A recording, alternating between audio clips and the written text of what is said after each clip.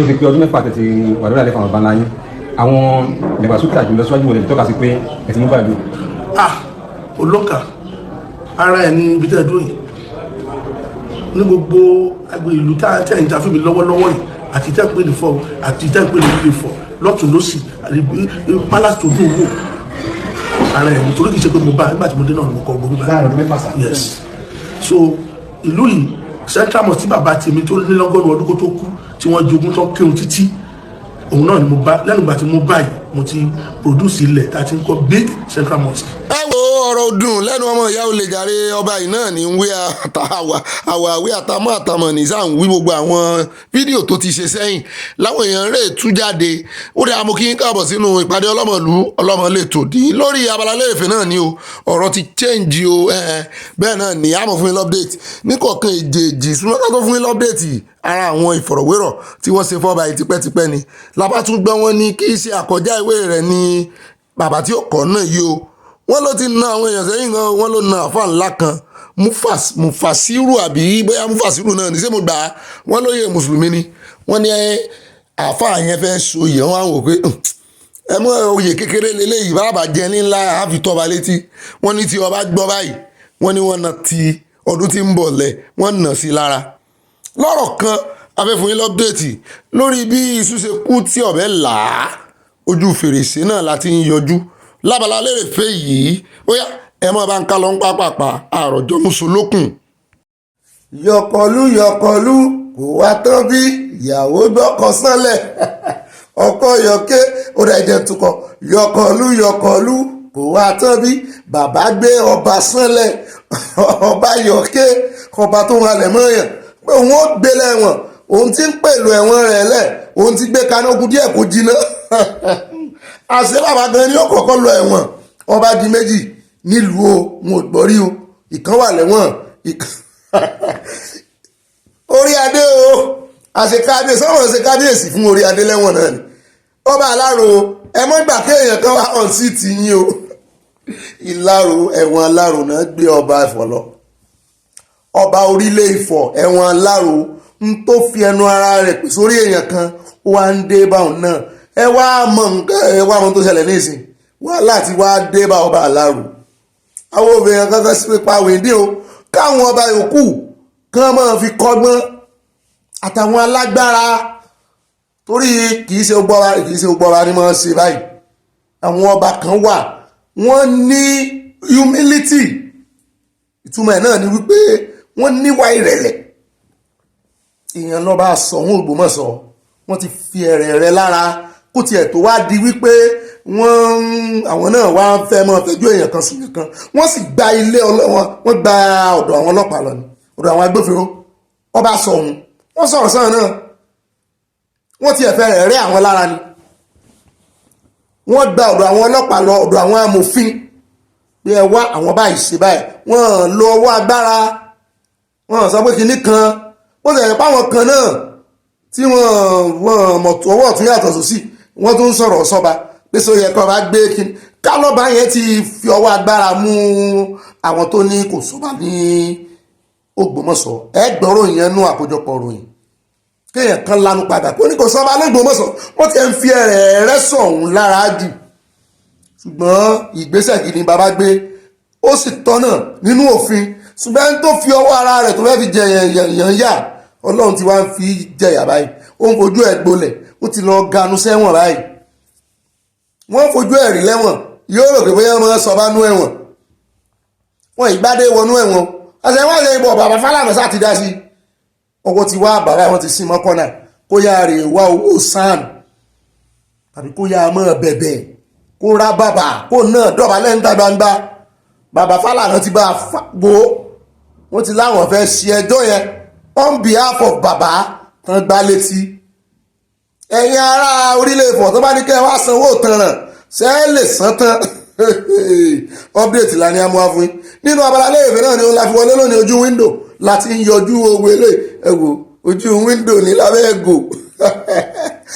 nínú léèfé ojú fèrèsé láti ń yọjú àní àfitàn ilẹ̀ nù kí ẹ mọ bó ṣe ń lọ o àṣẹ bàbá Fálànà àsáwọn ni alága ìgbìmọ̀ fún àjọ ẹ̀tọ́ ọmọnìyàn tán pé bàbá sípàdé lánàá wọ́n ti ní ọ̀fẹ́ lóko àwọn òsì ẹjọ́ yìí tẹ́rùnlì ni àgbádùnlé pé àwọn fẹ́ fi bàbá yẹn jófin mo ní gbogbo orí kọ́lé yẹn mọ́ yẹn jẹ́ o orí bàbá yìí le ẹ wá jọ ẹ ń bá ní nọ́mbà bàbá yìí abẹ́ àwọn èèyàn mi fẹ́ wọ́n fẹ́ fún bàbá ní nǹkan tó máa ganu sí pé irọ́ bàbá náà nídìí owó kí bàbá pàwọ̀dà yóò dà fún bàbá ẹ̀mí yóò gún ọ bàbá ó rò pé òun fagbára rí orí adé wọ́n pọ̀ bẹ́ẹ̀ láwọn yọ́ngọ́ngọ́ bá yẹn wọ́n pọ̀ bẹ́ẹ̀ ẹ ti rí àwọn ẹrúkú wọn gbogbo àwọn asọ̀mọ̀gbé wọn tí ń tẹ̀lé wọn káàkiri lójú wọn lẹ́tì mọ̀ pé àwọn eléyìí wọn yìí ṣe olóyè kọba wọn kó bọ́ìsì rìn ó pọ̀ bẹ́ẹ̀ o àní dárúkọ ṣùgbọ́n ọjọ́ tán náà tí mo ń kí wọ́n lọ́jà tí ò ní rí nǹkan ra bọ̀ wálé ọjọ́ yẹn ń bọ̀ wọ́n pọ̀ bẹ́ẹ̀ dáadáa kò tiẹ̀ síbi tán sí àwọn yọ́ngọ́ngọ́ bàbá pàápàá jùlọ àwọn tán náà ń talẹ̀ ọba kan wà tán ló wọlé tó ń talẹ̀ kiri ẹ bá wa mú náà tán tọwọ́ wọn bọ́ sọ à ń fẹ́ àṣẹ fáwọn ọba wa à ń fẹ́ kàṣẹ kó padà sí ẹnu àwọn ọba wa lóòótọ́ a fẹ́ kí àwọn ọba wa kan àfẹ́kẹ́yìn kankan kó tẹnu àbùkù lú ọba ilẹ̀ Yorùbá ṣùgbọ́n kọba náà kó mọ̀ ṣe bí Ọlọ́run kò sẹ́ni tó lè di Ọlọ́run nínú gbogbo wa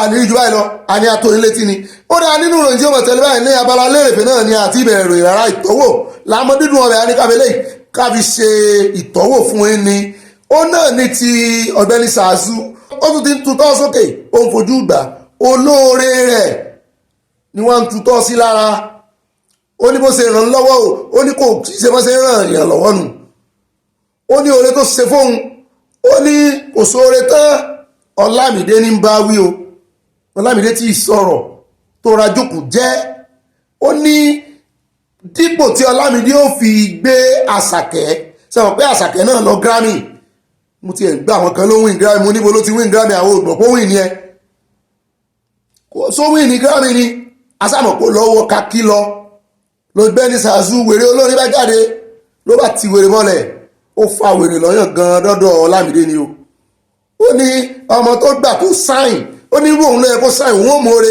ó lásàkí ò mọ̀ọ́re ọ̀dọ́ ọmọbìnrin èyí ò mọ̀ọ́re ọ̀dọ́ ọmọkùnrin èyí ò mọ̀ọ́re ló ń kọrin òbé ló ń dọ́gbọ́n kọ́ fún Ọlámídé Àṣàkí ò tí ì sọ̀rọ̀ ó lówó kakí àmì oníṣẹ́ bàbá rẹ̀ sàn sí àmì rí sàn lójú ogun rí ẹ bá ń tẹ̀sílẹ̀ agbára ẹ gbàgbọ́ rẹ̀ nù ẹ̀. manoma ẹ fi bọ̀bọ̀ ìtakù mi ní indọ́sítírì ẹ fẹ́ fi lé mi wọlé òun ni mo yẹ sáwá sọ́go láti sọ́go mo lọ Canada mo lọ Amẹ́ríkà mo lọ London I tour everywhere I got it. ó yànnà ẹwẹ́ ní jẹ́ ẹ̀fà lọ́wọ́ sókè o kò gbé yín tàbàyé mọ̀ ẹ gbé débẹ̀ ó jà yín kulẹ̀ kò sọ thank you Ọlámídé bàdó tó bá jẹ́ pé ìṣe make I sign deal with you I go sign ẹ tẹ̀lẹ́nu ẹ gba producer P-Crime my producer ẹ jẹ́ kó produce fún mi mọ́ we no follow each other èmi àti P-Crime máa sọ̀rọ̀ rí tó wé producer su you collect my producer collect my promoter kò gba gidi wọ́n tún gba dancer lọ́wọ́ mi ọmọ tí mo train ọmọ Yukateko $10 wọ́n tún gbà lọ́wọ́ mi wọ́n fi promote album wọn ẹ̀ ń ṣe tí ń ṣe jọjọ́ rí ẹni tẹ́ ẹ̀ fún gan kò padà mọ́ lóore àwádìí sì mọ́ lóore you only give me pass mo dẹ̀ mọ́ lóore mo fi débi mo àtúnàkárí ọlọ́ládé rí yẹ mo hùnàkárí orí adé pass yẹ wẹ́dà ló kò pass wẹ́ kò. wọ́n ní kí ọlọ́ládé kó máa lọ wọ bàtà ńláńlá kó máa lọ wọ ṣú ńláńlá lóbi mi bring yahoo ṣú gbẹ̀gbẹ̀ bàtà yahoo àwọn aṣọ ńláńlá èèyàn kékeré tó wọ aṣọ ńláńlá my shoe ó tóbi lórí mi lọ àwọn aṣọ tí mo máa ń wọ̀ àwọn ṣòkòtò tó máa ń fi ọ̀pá mẹ́ta rán ṣòkòtò nìkan ọ̀pá mẹ́ta ọlọ́ládé wà lọ́wọ́ fi ọ̀pá mẹ́fà rán tiẹ̀ ìṣe kọ́bíkọ́bí ó wọ ṣòkòtò ńlá èmi orí adé mo wọ fìlà ńlá mo wọ aṣọ ńlá kọ́ léèyàn ńlá o mo gbé yín débẹ̀ ní ìrírí sí ìtàdúlẹ́jọ́ òun làwọn ṣe ń wọ bàtà ńlá làwọn ṣú gbẹ̀gbẹ̀ bàtà yahoo kọ́bíkọ́bí nìyí you hate my promoter kò gba gidi ọpọlọpọ jù na him. bó ṣe ń ranjú tó ń fẹ́ fún tòun náà rẹ o gbogbo alásìmọ́ tó ṣe fún kò gbá gidi ńgbà náà ìyẹn ṣáàzù yìí ṣe wá tún rí update tá a tún gbọ́ nísìn ó ń jọ bí ẹni wípé wọ́n ti wá gẹ̀ẹ́tì ṣáàzù finally òun lè rí picture tí mo kọ́kọ́ lò yẹn àwòrán yẹn Bílíkìú tí ó gbé lọ Canada ǹjọ́ sí àti UK kankan wọ́n ní gbogbo tọ́ tó fẹ́ lọ sí UK nísìn wọ́n ní wọ́n ti postpone ẹ̀ ti further notice nítorí ipò sẹ̀ wọ́n náà ń wà ní báyìí kí ni ṣáàzù ṣe Sọlámídé ní wà kì í mọ̀ Sọlámídé wọ́n ní àwọn town planning ti Ogun State wọ́n wá délé wọ́n wá dé ṣọ́ọ̀bù rẹ̀ sẹ́mọ̀ kò nílé ọtí náà bá ní ó dáa o. ìwé tó fi ralẹ̀ tó fi ṣe town planning tó fi ṣe plan múlẹ̀ rẹ̀ làwọn wá béèrè kó mú ìwé jáde só rẹ́gísítà ẹ̀ wọ́n ní ló bá yarí náà bá na àwọn ará bíi ànáfẹ́ kú wọ́n lé wọn pa àwọn yẹn sàṣà lọ wọ́n ní gbò tún yà làwọn yẹn tún padà lọ́gbọ́yọ́jọ́ kejì wọ́n sà ló pa ilẹ̀ ti fẹ́ sí i wọ́n bá wá lẹ dọ́kúmẹ́ǹtì kan wọ́n wá sáàfù ẹ̀ níwèé wọ́n ní ló bá tún kó ẹrú kúdé ló wá ní káwọn ọlọ́kadà blọ́ọ̀kì wọn mọ́lẹ̀ wọ́n lé àwọn ará bíi tó jẹ́ wípé àwọn ọlọ́pàá ló gbà wọ́n lẹ̀ àpadàbọ̀ Abidjan làwọn ọlọ́pàá náà bá wá sa àwọn tán lè rí sá ládùúgbò ló bá fẹsẹ̀ fẹ́ ó ní ta ni bàbá wọn tó rán wọn ṣẹ́ tán wá wọn ilẹ̀ bó ṣe na pásítọ̀ ọjọ́ sí tí yìnyín lérè wàásù déwájú bá rẹ̀ bẹ́ẹ̀ náà ló ṣe ṣe àwọn town planning pé àwọn làwọn nílẹ̀ àwọn làwọn ní town pé ta ló ń plan lẹ́yìn àwọn Ọ̀gbẹ́ni mo sọ fún yín pé nǹkan ṣe ó ti tójú ilẹ̀ mọ́lẹ̀ wọn náà ń wá báyìí kò lè travel kò lè jáde Nàìjíríà àwọn fún yín lọ́pdẹ̀tì o kò tí clear tó nẹ́tíwọ̀kì yẹn ó sì ń já pọ̀ ṣùgbọ́n bó bá ti clear àmọ́ fún yín lọ́pdẹ̀tì à ń sọ ẹ̀mọ́ ológo ni ẹ fi ilẹ̀ eléyìí ti fẹnu wa rọ́ọ̀fù ó tògo ẹ̀ ó ti fògo ẹ̀ ṣàbàṣà ẹ já pè lórí ti ẹ̀já rẹ ẹ já bọ́ sórí arákùnrin yìí bóyá ìtẹ̀wò yìí ohun ẹ̀ loud and clear ni ó ti yarí pátápátá fún ọ̀gá ọlọ́pàá gbogbo ohun tí Sowore ń sọ òun náà ti wá sí ẹ̀dá tiẹ̀ ó pe ọ̀gá ọlọ́pàá ló kọ wọ́n sì ti mú un náà báyìí ibi tí Sowore wà wọ́n láwọn ó try ẹ̀ mo ló mọ̀ ga o bọ́ yìí ò fẹ́ gbà ẹ bá ń tẹ́sí lágbára ẹja gbọ́rọ̀ lẹ́nu ẹ̀ gbogbo ohun tó sọ nípa expired IGP fúnra ara rẹ̀ ló fẹnu ara rẹ̀ sọ èmi ò mọ̀ bí tó ti rí ibi tí IGP ti ń expire o láì sí pa ìsámọ́. You change it to illegally postpone yourself from 2024 to 2027. Mr. Egbetokun, your time has expired. Now 2025 we dey, you guys go, you go comot. You must go. Expired Inspector General of Police Egbetokun. Yeah, have you never expire? You are supposed to have retired last year, 2024, but you go illegally put your name, go extend your tenure to 2027 so that you can continue to commit your atrocities as the Inspector General of Police of Nigeria. Under you, they charge minors for treason. You charge me, sir, for treason under you. Criminal activities, brutalities, oppression. That is what has been happening under your administration. Now, you have expired. Your tenure has finished. Instead of you to now leave the seat so that new people can come, who can have new reform, new fresh air. You sit down there. You want to change it to illegally postpone yourself from 2024 to 2027. ó náà lẹ́sìn gbọ́ lẹ́nu rẹ̀ yẹn o wọ́n ti gbé báyìí o lórí kéèsì tó ń bá fà lọ́jọ́ sí iṣẹ́ mọ̀kàn bá bẹ́ẹ̀lì ẹ̀ ṣùgbọ́n wọ́n ní kó sì máa wá kóòtù pé wọ́n bẹ̀rẹ̀ tíráyà rẹ̀ bó ṣe wá báyìí wọ́n náà rà mú ni wípé wá ó tún ti sọ nǹkan mi lórí cyberbullying mo ní wọn ga o àṣàmọ̀ fún yín lọ́pdẹ̀tì ń tíya ẹjá wá kò ń bẹ́ẹ̀ o ẹjá sáré dé ọ̀dọ̀ arákùnrin kan ní Canada ó ní ìmọ̀ràn ńlá kan fún wa àwa náà ṣàtótónu wà lé lórí. They don deport one after many years for Canada. Na teeth dey pain am, but teeth. This month una don run go hospital. You forget say your hand no pain. Na teeth, you go do teeth. Dentist say, man, you get to remove this teeth when they disturb you. Make them find other teeth when e mash. The story no end there. Now they remove teeth. They find mashing teeth now to take mash teeth. The bank say the teeth no match with the age when e dey doku. Your teeth old pass your level for your doku. You decode. Say these teeth don't old.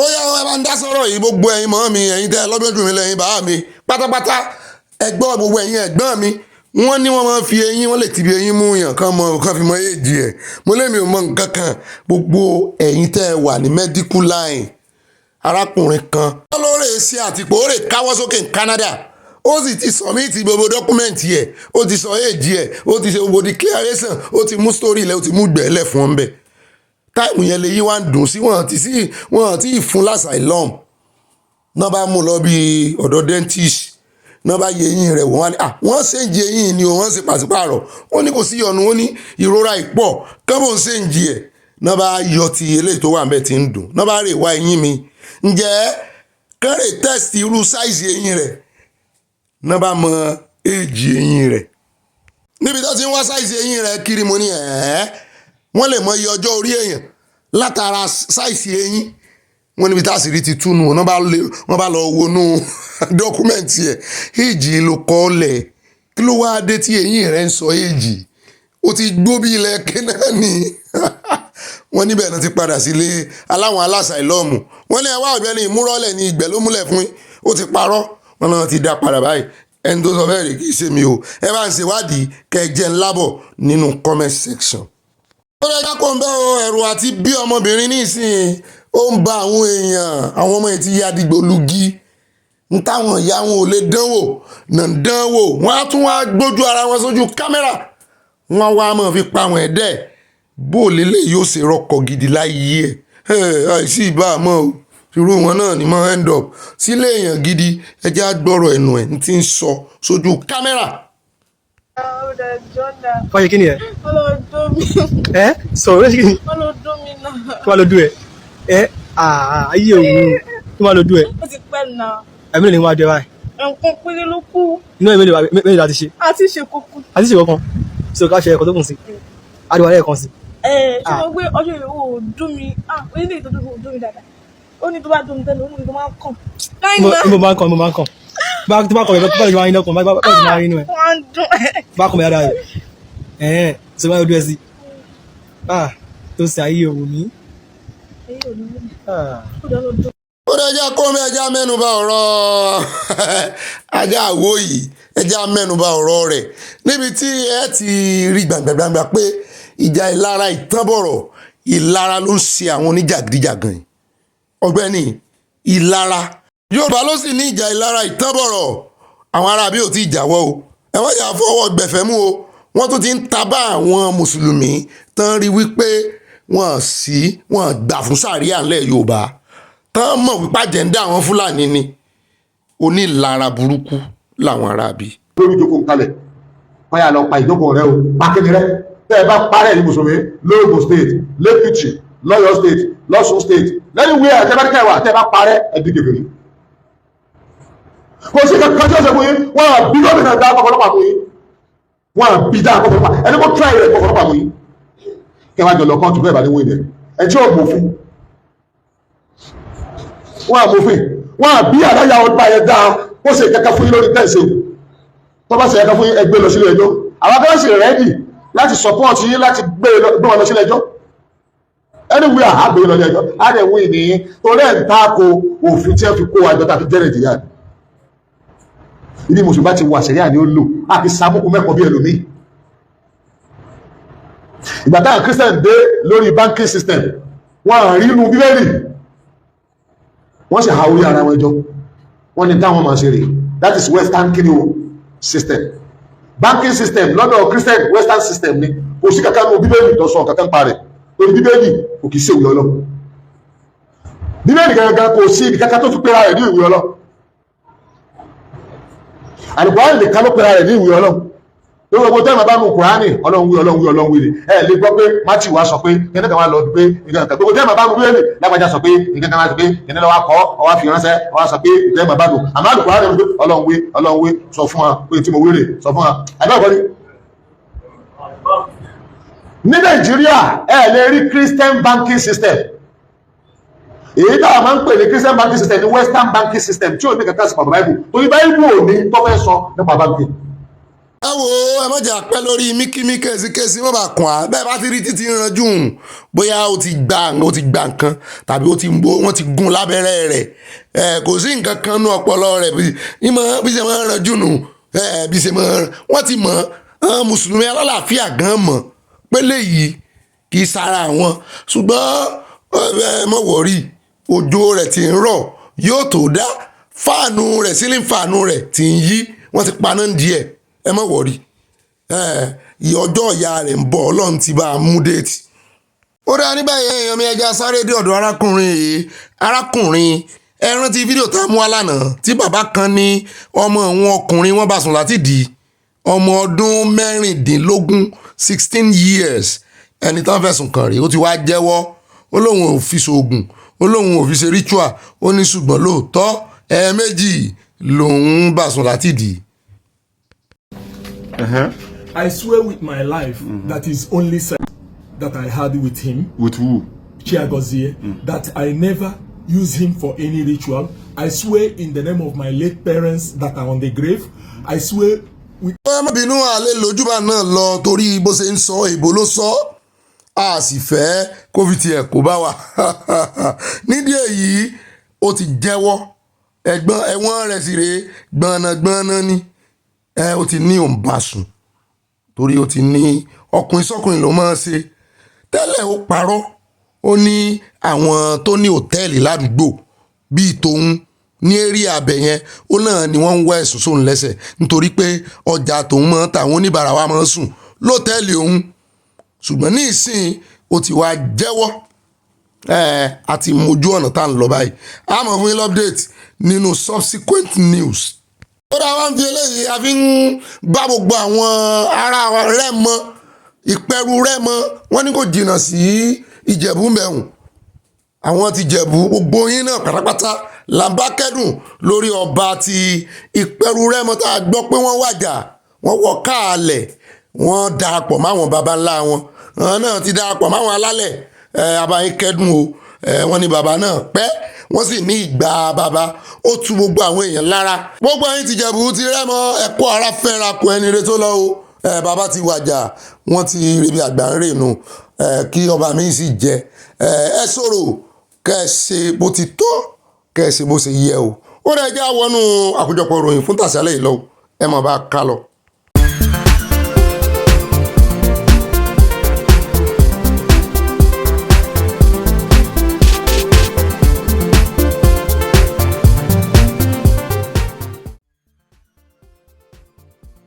èyí ni àkójọpọ̀ ìròyìn tó ń dé sétí gbọ̀yìn láti orí ìkànnì ọ̀gbẹ́ni Bobby ẹ tẹ́tí bẹ̀lẹ̀ jẹ́ ẹ wá nǹkan fìdílé. lákọ̀ọ́kọ́ ẹ gbọ́ kókó tó wà nínú àwọn ìròyìn yìí. Emefiele tún ti farahàn nínú ìròyìn kí ló ṣe lọ́tẹ̀ yìí ẹ gbọ́ ohun tó ṣe lẹ́kùnrẹ́rẹ́. Tinubu padà dé Nàìjíríà lọ́wọ́ kan ló bá fagilé ohun tí wọ́n ń pè ní cyber security levy tí wọ́n fẹ́ máa gbà lọ́wọ́ àwọn ọmọ Nàìjíríà. Mínísítà fún aviation ní orílẹ̀-èdè Nàìjíríà ló ti jáde ló ti fi léde wípé láti àsìkò yìí lọ lábẹ́ ìjọba òun kò sí nǹkan kan tó ń jẹ́ VIP treatment mọ́ ní airport ní Nàìjíríà.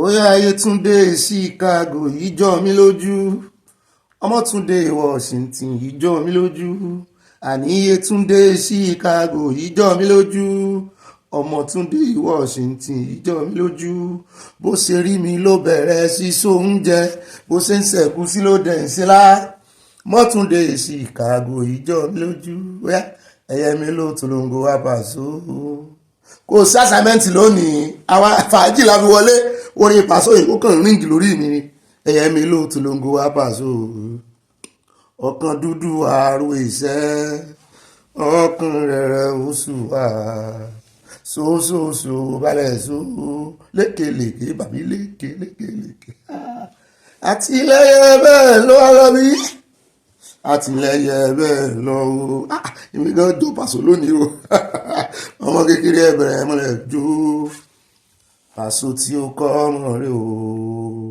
Ọ̀túnba oní fújì Alábí bóyá wọ́n ní ẹ̀fọ́ nọ́lẹ̀ fún ọmọ ọlọ́nà ló ń bọ̀ ẹ̀jú kọjá ohun yóò ti gbé dáadáa. adúgbò lọ́wọ́ ọlọ́run o bó lójú ọjọ́ lọ́dọ̀ yín sálàáfíà lẹ́wà aláṣàmẹ́ǹtì lónìí o fàájì ló ní fẹ́rẹ́jógí la fi wọlé orin pàṣọ ẹ̀wọ̀n wùlẹ̀ wọn sọ pé pàṣọ ló kọ́ èmi gan ti sọ bàbá pàṣọ ọ̀rọ̀ kíbọ̀ computerizing ọmọ ìyàwó ànábì àwọn náà kọ orin yẹn wọ́n gbádùn àwọn àjàsà wọn bóyá kiri wà lálẹ́ ẹjọ́ yẹn gbólóhùn wà gẹ́gẹ́dì mo láìkì fújì. ó dẹ̀ mí náà ní o ibà gbọ́n níbẹ̀ ibà yànnà ibà sanwó-olé ibà gbáǹkọ́gbì ibà rìn gínígíní tí kú mi àti kú yù mo tún ti dé mọ́ tí kú yín mo ibi tí mo ti mọ́ tí kú yín tẹ́ ti mọ́ rẹ́rìn tẹ́ mọ́ gbára sáré ìbílẹ̀ wọ́n tí kú yín pẹ̀lú àwọn ìròyìn tí àyà ti kọ́dà alẹ́ lórí tábìlì mi gbáǹkọ́gbì ìròyìn èmi náà ní ibà sanwó-olé ibà wọ̀lúmọ̀ ká èmi náà ní ibà yọ̀míkún yín o ibà confam ẹ̀kọ́ tó sẹ́ndẹ̀ ibà allegedly ibà reportedly ń tàwà bá rí tó sojú wa tá a lẹ́rìí ẹ̀ là mọ́ sọ ṣùgbọ́n tí ó bá ti sojú wa kí la mọ́ fi sí o a mọ́ fi allegedly sí ìtumọ̀ ẹ̀ ni pé wọ́n fi ìtumọ̀ ẹ̀ náà ni wípé wọ́n sọ wípé ẹni báyìí ṣùgbọ́n àgbàgbọ́ allegedly ó dá o ẹjẹ́ àmọ́ wọnú ìròyìn tòní gbogbo ń tẹ́ rí nínú ilé-ìwé ó lẹ ti rí àyànjú lójú wíńdò ní àwọ̀ àmọ́ gbẹ́nu ọ̀nà wọlé báyìí gbogbo ìròyìn tẹ́ bá gbọ́ lábala àkórí ìròyìn títí tá a fi parí ìròyìn báyìí láti àkóyì láti sáì àwọlé kanlẹ̀ ni àwọlé kanlẹ̀ sínú agodo ni o. ó dá o alákọ̀ọ́kọ́ bẹ́ẹ̀ náà àwọn àkórí ìròyìn tòní ẹjẹ́ asáré dé ọ̀dọ̀ Trump ìròyìn oníga méjìlélẹ́yìí ibi tá a ti gbọ́ wọn ní ilé ẹjọ́ kan ní Maryland wọ́n ní wọ́n ti dájọ́ báyìí pé Trump ní àṣẹ láti wọ́gi lé bí àwọn ọmọ tí wọ́n ń bí ìbáàsí ọmọ onílùú ló bí ìbáàsí àlejò ló bí ìbáàsí ẹni tí ò níwèé ló bí tó bá ti jẹ́ wípé orílẹ̀-èdè Amẹ́ríkà náà bí sí wọ́n ní ìṣe àwọn ní àṣà àwọn ni wọ́n ní wọ́n gbọ́dọ̀ níwèé ọmọ Amẹ́ríkà ni mo ní ilé ẹjọ́ dá mo ní wọ́n wà rí tó ẹ̀yìn tèmi létí bẹ́ẹ̀ náà ni ọ̀rọ̀ Trump náà láṣẹ wá o wọ́n ní òkèèrè ní olójú jíjìn tí mẹ́kún sun nítorí ẹ̀ ni a ṣe mú ìròyìn tòní látòkèèrè wá bẹ́ẹ̀ náà ni Trump náà ó gbàlejò Prime Minister wọn Israel níwájú ń takùrọ̀sọ wá ń sọ tó ń fẹ́ ṣe tógun ó fi tán bẹ̀ àwọn àti Iran gbogbo wọn tọ́jọ́ ń jà ló wá ń sọ ó ní òun ó tún bẹ́ẹ̀ ṣe òun ó gbogbo àwọn àdùn olóró tán ti jù síbẹ̀ tí ò tí dùn gbàmù ó ní gbogbo ẹ̀ làwọn òkòkò ń bẹ ó ní kàn fún láàyè ó ló ṣeé ṣe kàn kó ọmọ ogun lọ́ọ̀bẹ̀ náà Iran bá ń ta á sí i ó lóun fẹ́ kí Iran kàn give up nuclear power wọn ó lóun fẹ́ bá wọn sáyẹn kínní náà ó wà jọ bẹ́ẹ̀ nípa àwọn yẹn ń dún kòkó lájà mọ́ àwọn ọmọ pọ̀ ó ní bẹ́ẹ̀ bá dán owó ẹ̀dùn tán ó lóun ó lẹ́fù gbogbo yín pátápátá àmọ́ gbòòrò wá fún lónìí ní ìrìn àjò Prime Minister Israel tó lọ sí Amẹ́ríkà ibẹ̀ ni wọ́n ti sọ wọlé wọn kanjọ abẹ́ǹkù ń bẹ̀ àmú ogbó ẹ̀bọ̀ fún lónìí kò ní dọ́là owó bẹ́ẹ̀ náà ni nínú ìròyìn mi láti bẹ́ wọ́n ní àwọn ọ̀dọ́ ìpínlẹ̀ Ebonyi wọ́n ní wọ́n dáná sun mọ́sálásí tí àwọn Fúlàní ń lò sí lẹ́yìn ìgbà tí àwọn Fúlàní pa àwọn èèyàn ń bẹ̀ àmú àwọn èèyàn kan pa fún wa wá fún ẹ̀yin náà aṣáàmú ìròyìn yẹn wá fún yín ẹ rántí àwọn ọmọ ṣọ́ọ̀ṣì choosing wọ́n pa gbogbo wọn bẹ̀ yáwa kan tó wà lẹ́bọ̀nyìn náà yáwa tó lùí tóyìn náà wọ́n kọ̀nfàmù ẹ̀ fún wa wọ́n ní wọ́n ti wá dáná sun gbogbo mosque báyìí náà láwọn ò ní gbà wọ́n ní ọjọ́ wo níjọba fẹ́ dá sí ọ̀rọ̀ Fúlàní herdsmen tán kọ̀ papọ̀ bí ẹni pé àwọn ò gbọ́ ó dáa àmọ́ fún yín bó bá ṣe ń lọ àmọ́ jẹ́ kẹ́ ẹ mọ̀ bẹ́ẹ̀ náà làásàrè dé Delta àti padà sí Nàìjíríà níbi tá a ti gbọ́ tí ọ̀gá ọlọ́pàá bẹ̀ ṣe rí gbogbo àwọn ọgá ọlọ́pàá tí ń ṣiṣẹ́ takuntakun láwọn ìpínlẹ̀ ṣe rí PRO ti Delta agbẹnusọ wọn àtàwọn ọgá ọlọ́pàá bẹ̀ tí Ogun State wọ́n ń ríṣẹ́ sí wọ́n ń ríṣẹ́ sí bọ́ọ̀bà mólè bọ́ọ̀bà má pààyàn wọ́n múlé bọ́ọ̀bà mólè wọ́n mú rọ́bà bọ́ọ̀bà mú rọ́bà wọ́n mú àwọn oníwọ̀n chance àwọn oníwọ̀n chance lè báyìí tán lo kẹ̀kẹ́ márúwá tán fi ń jalè wọ́n gbọ́rọ̀ lẹ́nu wọn wọ́n gbọ́rọ̀ lẹ́nu wọn àmúbọ̀ fún yín lónìí náà nínú ìròyìn àmúròyìn yẹn wá fún yín bẹ́ẹ̀ náà ni àtàrà ṣàṣà àdé ọ̀dọ̀ El-Rufai àmì fọ́nrán Daniel Buhala ọmọlẹ́yìn Àtíkù tẹ́lẹ̀ ó ti di ọmọlẹ́yìn ààrẹ báyìí ó sọ àwọn ọ̀rọ̀ kan lórí ọ̀rọ̀ tí El-Rufai sọ láìpẹ́ yìí òun náà wá dá padà fún wọn láwọn oníjógun omi mo ní El-Rufai ti sọ̀rọ̀ yìí atẹ́gùn ti fẹ́ sí i kí lẹ tún wá ń kí ni gbọ̀ngbọ̀n títì kí lẹ tún rìvásì sí lórí ẹ̀ wọ́n láwọn fẹ́ fún El-Rufai jẹ bẹ́ẹ̀ náà ni gómìnà wọn náà ní Kaduna ó gbóhùn sáfẹ́fẹ́ lórí ọ̀rọ̀ El-Rufai à ń gbogbo àfin lónìí kò ní dọ̀là á wà tara ṣàṣà kó ń bẹ̀ á wà dé ọ̀dọ̀ àwọn nimet àjọ tó ń rí sí environment tí wọ́n máa wojú ọjọ́ ó ṣe rí wọ́n wá ti ṣe ìkìlọ̀ wọ́n ní òjò àrọ̀ọ̀dà ń bọ̀ ó nú oṣù kélòó níbo ni ó ti ṣẹlẹ̀ àwọn ibo ni ó rọ̀ sí ẹ mọ̀ pé kan ṣẹlẹ̀ láìpẹ́ yìí ní last year ó bá ojú ó bá mú wọ́n ní kẹ̀yà amúra alẹ́ o ẹ mọ́ dòde ìjọba gbogbo gọ́tà wájú ilé yín tó ti dí tí ò jẹ́ kómi wọnú kànáà gbogbo ẹ̀ pátápátá ní kẹ́ ẹ mọ́ ṣe iṣẹ́ àmúyẹ lórí rẹ o ẹ mọ́ tú ẹ kómi ráyè lọ ẹ mọ́ da ilẹ̀ sí gọ́tà kì í ṣe ìjọba nìkan ni ó wà bá yín clear gọ́tà o wọ́n ní torí bóyá ẹ̀kún omi bá dé ẹ sì rántí pé ìjọba mọ́ bọ́yàn bọ́ ṣe báyàn kẹ́dùn ìkan ṣẹlẹ̀ last year gbogbo òdílé ló fẹ́ rùn sí nínú ilé tí iná gbé wọn nínú ilé nígbà tí level omi tó wọ àwọn ojú plug táwọn èèyàn níṣẹ́ ń sùn lọ ni wọ́n sùn lọ o bẹ́ẹ̀kún omi bá dé báyìí oríṣiríṣi nǹkan ní mọ́ ṣẹlẹ̀ o ẹ mọ̀ bóyá èèyàn kan fi bọ́ìlì ríǹgì ó fi ń bọ́ìlì ẹ̀wà lọ́wọ́ lẹ̀kùn omi dé ló ń sáré kó ń sáré gbé tẹlifíṣàn síbi tó mi ò ní dé ó ti gbà pé kó ń plọ́ọ̀gì omi dé bẹ̀ báyìí tó bá sì tẹ̀sẹ̀ bọ́rú omi yẹn inú ó gbé ni kọ́lọ̀ ń ṣàánú wa ó dá àwọn àmúyíbọ̀ mẹ́ẹ̀ á sọ gbogbo kúlẹ̀kúlẹ̀ rẹ̀ fún yín lónìí náà ni kò ní dọ́là bẹ́ẹ̀ náà ni á sáré dé ọ̀dọ̀ arákùnrin kan níbi tí wọ́n ti gbọ́ wọn ní ìyàwó rẹ̀ lóyún ó fẹ́ bímọ ló bá lọ sọ́dọ̀ dókítà ó gbé lọ hospital dókítà ò bá mọ tí ó ṣe ó wá ń jọ bẹ́ẹ̀ ni pé dókítà ò mọ tí ó ṣe dókítà bá ní kọ́ bá òun tan fóònù ló bá ń worí YouTube ó ń wò bóun ó ṣe ṣe iṣẹ́ abẹ àṣẹyìnwá àṣẹyìnbọ̀ ìyàwó kú ọmọ kú o mo ní Ìbàdàn sì ni Minister of Health tó sọ pé àwọn aráàlú òyìnbó ti ń wá sí Nàìjíríà tán ti wá ń gba ètò ìlera tó péye kì í sọmọ Nàìjíríà ní sọ̀rọ̀ yìí ni hospital wo ni àwọn aṣá hospital abẹ́ ẹlẹ́lẹ́lẹ́ lọ ni àbí kò lówó tó lè fi gbé ìyàwó rẹ̀ lọ sí ibi tí yóò ti ní ìlera pé tí ó sì bí ọmọ rẹ̀ láyọ̀ àwọn èèyàn wá ní hospital yàtọ̀ síra wọn bẹ́ẹ̀ náà ni oníròyìn kan lórí TVC òun náà ló ń lùsì èèyàn òun kan ní general hospital ó ló ń jọ bẹ́ẹ̀ ni pé gbogbo hospital tí minister sọ yẹn ó ní private nìyẹn kì í sì ṣe gbogbo private náà ó ní àwọn òyìnbó ń wá lóòótọ́ mo ní ṣé lóòótọ́ àgbọ̀rọ̀ lẹ́nu rẹ̀ oníròyìn ní o ẹ mọ̀ bí ẹni mo wó lórí TVC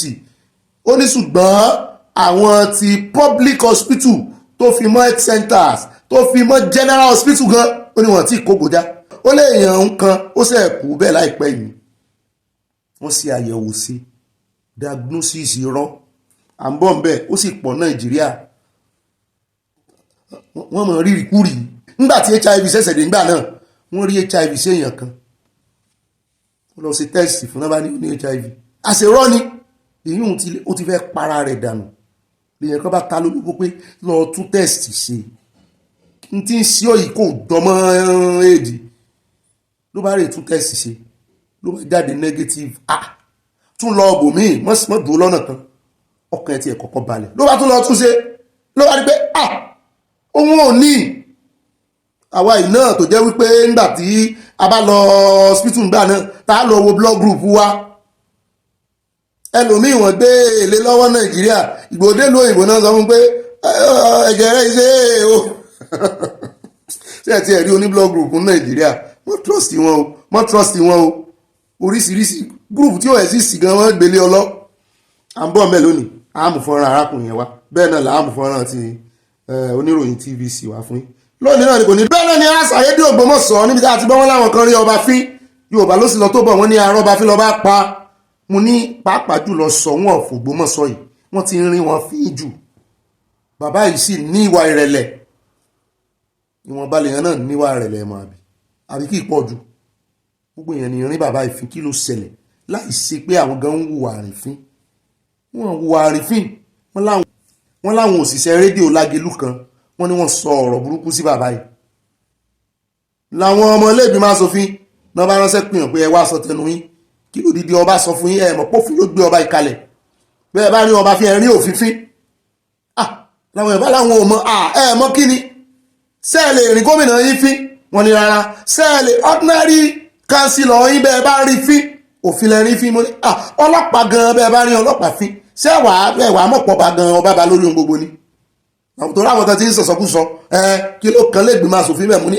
mọ̀ pé òfin tó gbé ọba ró ilé ìgbìmọ̀ asòfin náà ti tọ́ ọ̀bọ̀ àmúyíwọ̀ mẹ́ lónìí kò ní dọ̀la o tó ṣe jẹ́ ọba ẹnìkan náà rí fín kò yé mi o kọba yìí náà gbára wọn lẹ̀ lọ́wọ́ àrífín o bẹ́ẹ̀ náà ni a sáré dé Benin orílẹ̀-èdè Benin níbi tá a ti gbọ́ wọn ní nítorí ọ̀rọ̀ ìṣẹ̀ṣe wọn ní ìjọba pàṣẹ wọn ti mọ́sálásí kan pa lórílẹ̀-èdè mu ní this is a contrast Nàìjíríà náà tí wọ́n fi ojú ọ̀rọ̀ gbolẹ̀ ojú àwọn oníṣẹ̀ṣe gbolẹ̀ èwo kan ṣẹlẹ̀ nífẹ̀ẹ́ lẹ́nu ọjọ́ mẹ́ta yìí tán láwọn olóòṣà kan wọ́n lè sòòṣà wọn jẹ́jẹ́ làwọn mùsùlùmí kan oníjàgíjàgan ìyá kan wọ́n lẹ plásítà tó lẹ̀ mọ́ ya ẹ̀ létí agbérò yẹn lọ́jọ́ sí kì í sì ṣe ya ẹ̀ nìkan àtòkò àti oríṣiríṣi ló ń jù lù wọ́n ó ti ẹ̀nà gún àwọn kan mo ní sí ẹ̀sìn náà ló rán àwọn oníjàgíjàgan yẹn ń ṣe nífẹ̀ẹ́ ló ti ṣẹlẹ̀ láìpẹ́ yìí ṣùgbọ́n ní Benin báyìí Yorùbá náà pọ̀ ń Benin ṣùgbọ́n ní Benin yẹn gbé àṣà lárugẹ ju Nàìjíríà lọ àmọ́ àfihàn lónìí kò ní dọ́là gbogbo ìròyìn wọ́n ní ìròyìn ò táfojúbà ẹ̀ẹ́dẹ́ náà ní lórí ọ̀rọ̀ tenure ti ọ̀gá ọlọ́pàá tí Sowore tó ń bá wọn fa wàhálà sí wọn mọ̀ tí ìròjútu ẹ̀ àwọn èèyàn mọ̀ ti wà divided lórí ọ̀rọ̀ yìí àwọn sáànù kan ti wá jáde báyìí àwọn èèyàn tán mọ ìtumọ̀ kínní wọ́n mọ òfin méjèèjì òfin wo ló superior àwa náà ti ṣàtótónu lórí ṣùgbọ́n ṣé ẹrí máà tí mo fẹ́ gbé wá fún yín lónìí lọ́ọ̀yà ni sáànù ni Málákì ló kọ rẹ̀ kì í ṣe fáàsì inú bíbélì o torí ìwé Málákì wà nínú bíbélì Málákì ló kọ rẹ̀ ló bá sọ ó ní tí AGF àwọn sọ ó lóun respect AGF o odidi Anthony General of Federation ó lóun respect wọn o ó náà jáde tó sọ wípé ọ̀gá ọlọ́pàá láṣẹ láti continue tenure wọn ó ní ṣùgbọ́n òun fẹ́ sọ fún wọn wípé òun ò gbà kí wá dé tó fi gbà kí wá ló dé kí ló rí tó fi gbà fún dídí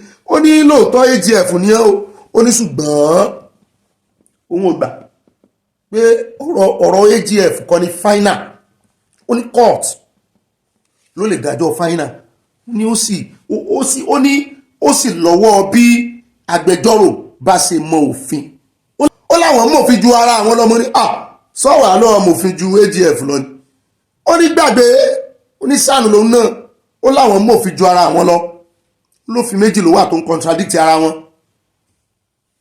níbo lẹ́sẹ̀ ó ní òfin tí ó sì ní kí ọ̀gá ọlọ́pàá mọ̀ continue ó ló inferior sí òfin tó sọ wípé kán rìtáyà ó ló ṣe wá jẹ́ lẹ́nu ọjọ́ mẹ́ta yìí láwọn commission fún police náà rìtáyà gbogbo àwọn tó ti lé ní 60 tó ti wọ 60 years àtó ti lé àtàwọn tó ti lò ju 35 lọ àtàwọn tó ti lò 35 years ní sáfíìsì ọlọ́pàá ó ní gbogbo ọlọ́pàá ló fi yẹn báwí ó ní kò yọ èèyàn kan lẹ̀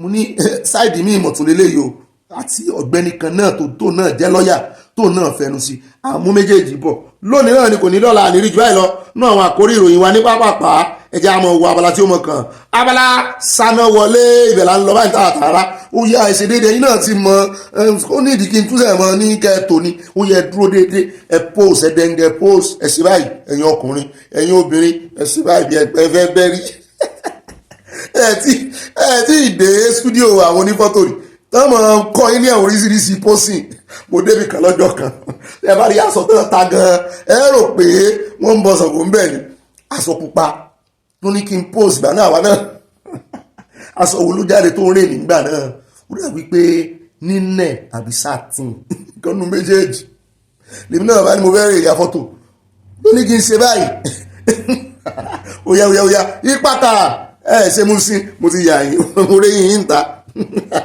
kò sọ àròjọ musolókun ní pápápá ní abala sára wọlé ètò ní alákọ̀ọ́kọ́ ń bẹ̀ ẹ̀jẹ̀ adé village kan tó ń pè ní Tisga ní local government ti Bakori ní Katsina ibẹ̀ láti gbọ́ wọn láwọn báńdíìtì wọn ni wọ́n ti jí ọ̀gá ológun kan gbé ọ̀gá ológun fẹ̀yìntì ní ọ́ wọ́n ní àwọn gangan ní DG tẹ́lẹ̀ fún NYSC wọ́n náà ní DG tẹ́lẹ̀ fún NYSC kí ló kọ́ wọn Brigadier General Marazu Tisga orúkọ kan náà jọ ń jẹ́ pẹ̀lú village yìí a jẹ́ pé wọ́n lẹ́nu gan nìyẹn o.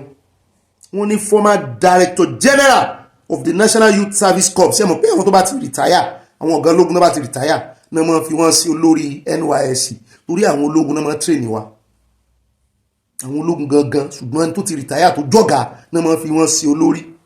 Àwọn ajínigbé bá gbé wọn lọ mú ní so easy bàbá ò dira ni once a soldier forever a soldier ni once a mopo gan forever a mopo ni ambele soldier bó ló ṣe jẹ́ àbí bàbá ti dàgbà ní wọ́n sáà ti gbé bàbá lọ́wọ́ wọ́n sẹ̀ àwọn agbófinró àwọn ọlọ́tẹlẹ̀múyẹ́ wọ́n ní wọ́n sẹ̀ ń ṣiṣẹ́ àmúrelé wọn lórí rẹ̀ ní òmùní jẹ́ ń fún àwọn èèyàn wa gbọ́ wọ́n bá sì ti rí wọn kí nǹkan mọ́ sẹ̀mí wọn á wà bú ìgbọ́ ajínigbé ti wá di nǹkan ní Nàìjíríà.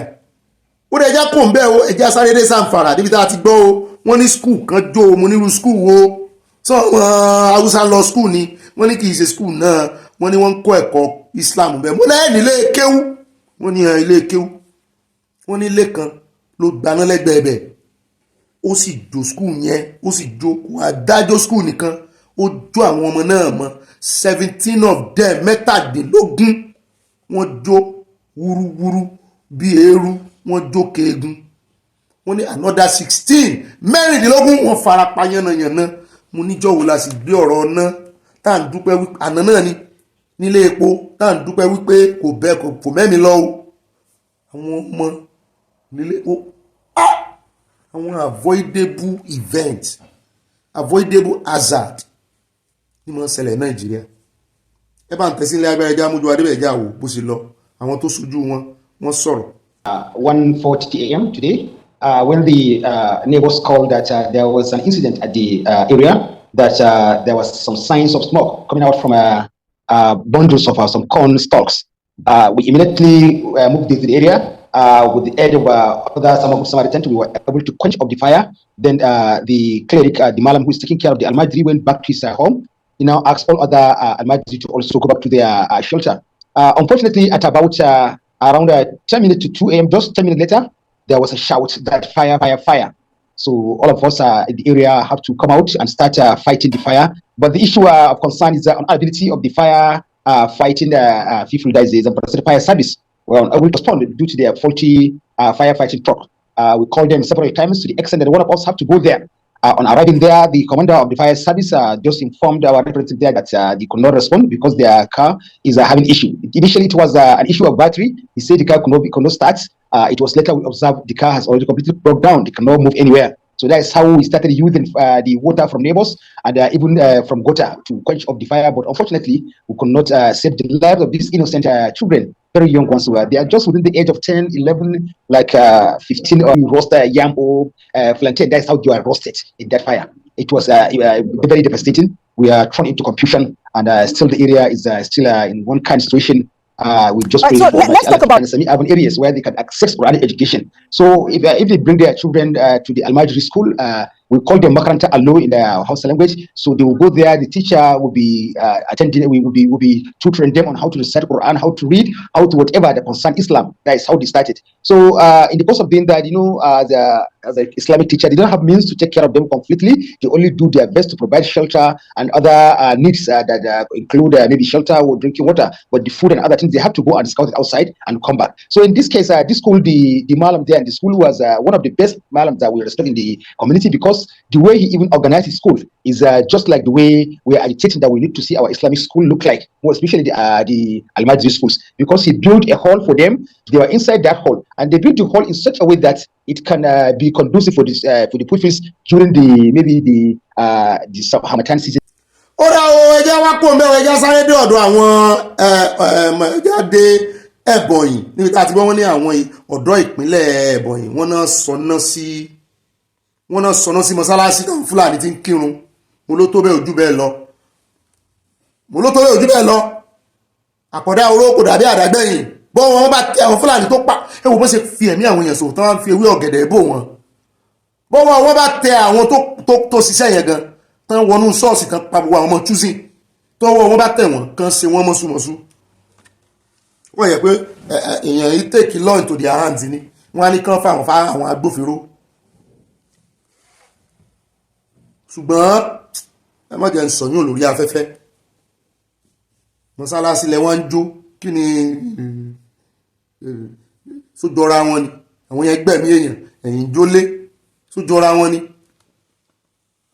ẹ ṣètò fúnra yín bẹ̀rù ní Ebonyi ìyá wa tó lù ìtóyìn ara wa ni wọ́n ń bí Ebonyi náà gbé ẹjọ́ o ojúlọ alákan fi sọrí ọlọ́run mọ́ sọ yín o tọmọtọmọ ẹjẹ́ akóńbẹ̀hùn ẹjẹ́ àwa sáré dé Èkó níbi tá a ti gbọ́ tán ní tá a bá ń sunkún àmọ́ ríran mu ní kí ló tún fa òwe yìí nípínlẹ̀ Èkó kì í ṣẹlẹ̀ wo ló ṣẹlẹ̀ wọ́n ní dìwé tí ìjọba ṣe ń wọlé wọ́n ló ti pọ̀ jù wọ́n ní gbogbo ẹ̀ náà kan náà fi wà lórí ráìtì wọ́n lọ́pọ̀ ọ̀gbà àwọn olóṣèlú àwọn olórí wọ́n ní wọ́n máa fẹ́ gbalẹ̀ láwọn ibì kan mo ní ṣe é tí ìgbọ́n tó famokómoro ṣe é mọ ibi tó ti ṣẹlẹ̀ gan wọ́n láwọn ọmọ bẹ̀ wọ́n ní Kétu ni lóòótọ́ wọ́n ní ṣùgbọ́n àwọn tí ń kọ́lé náà mọ́ láwọn náà ìgbọ́ràn wọ́n ní bí ṣe ń fì sọ́tún wọ́n ní bí ṣe ń ṣẹ̀ṣàpá náà ní ṣẹ̀ṣẹ̀ṣẹ̀ wọ́n ní mo ti máa ń tẹnu bá àwọn tí ń kọ́lé wí jù wọ́n ní kí n tẹnu bá ìjọba náà mo ní ẹjẹ́ wádìí ọ̀rọ̀ náà bíbélì tiwa ló sọ ó ní wádìí gbogbo dájú kó o di òtítọ́ mú torí ẹ̀ lèmi náà ṣe rán àyà lọ Kétu wọ́n ní ọ̀pọ̀lọpọ̀ ló kọ́lé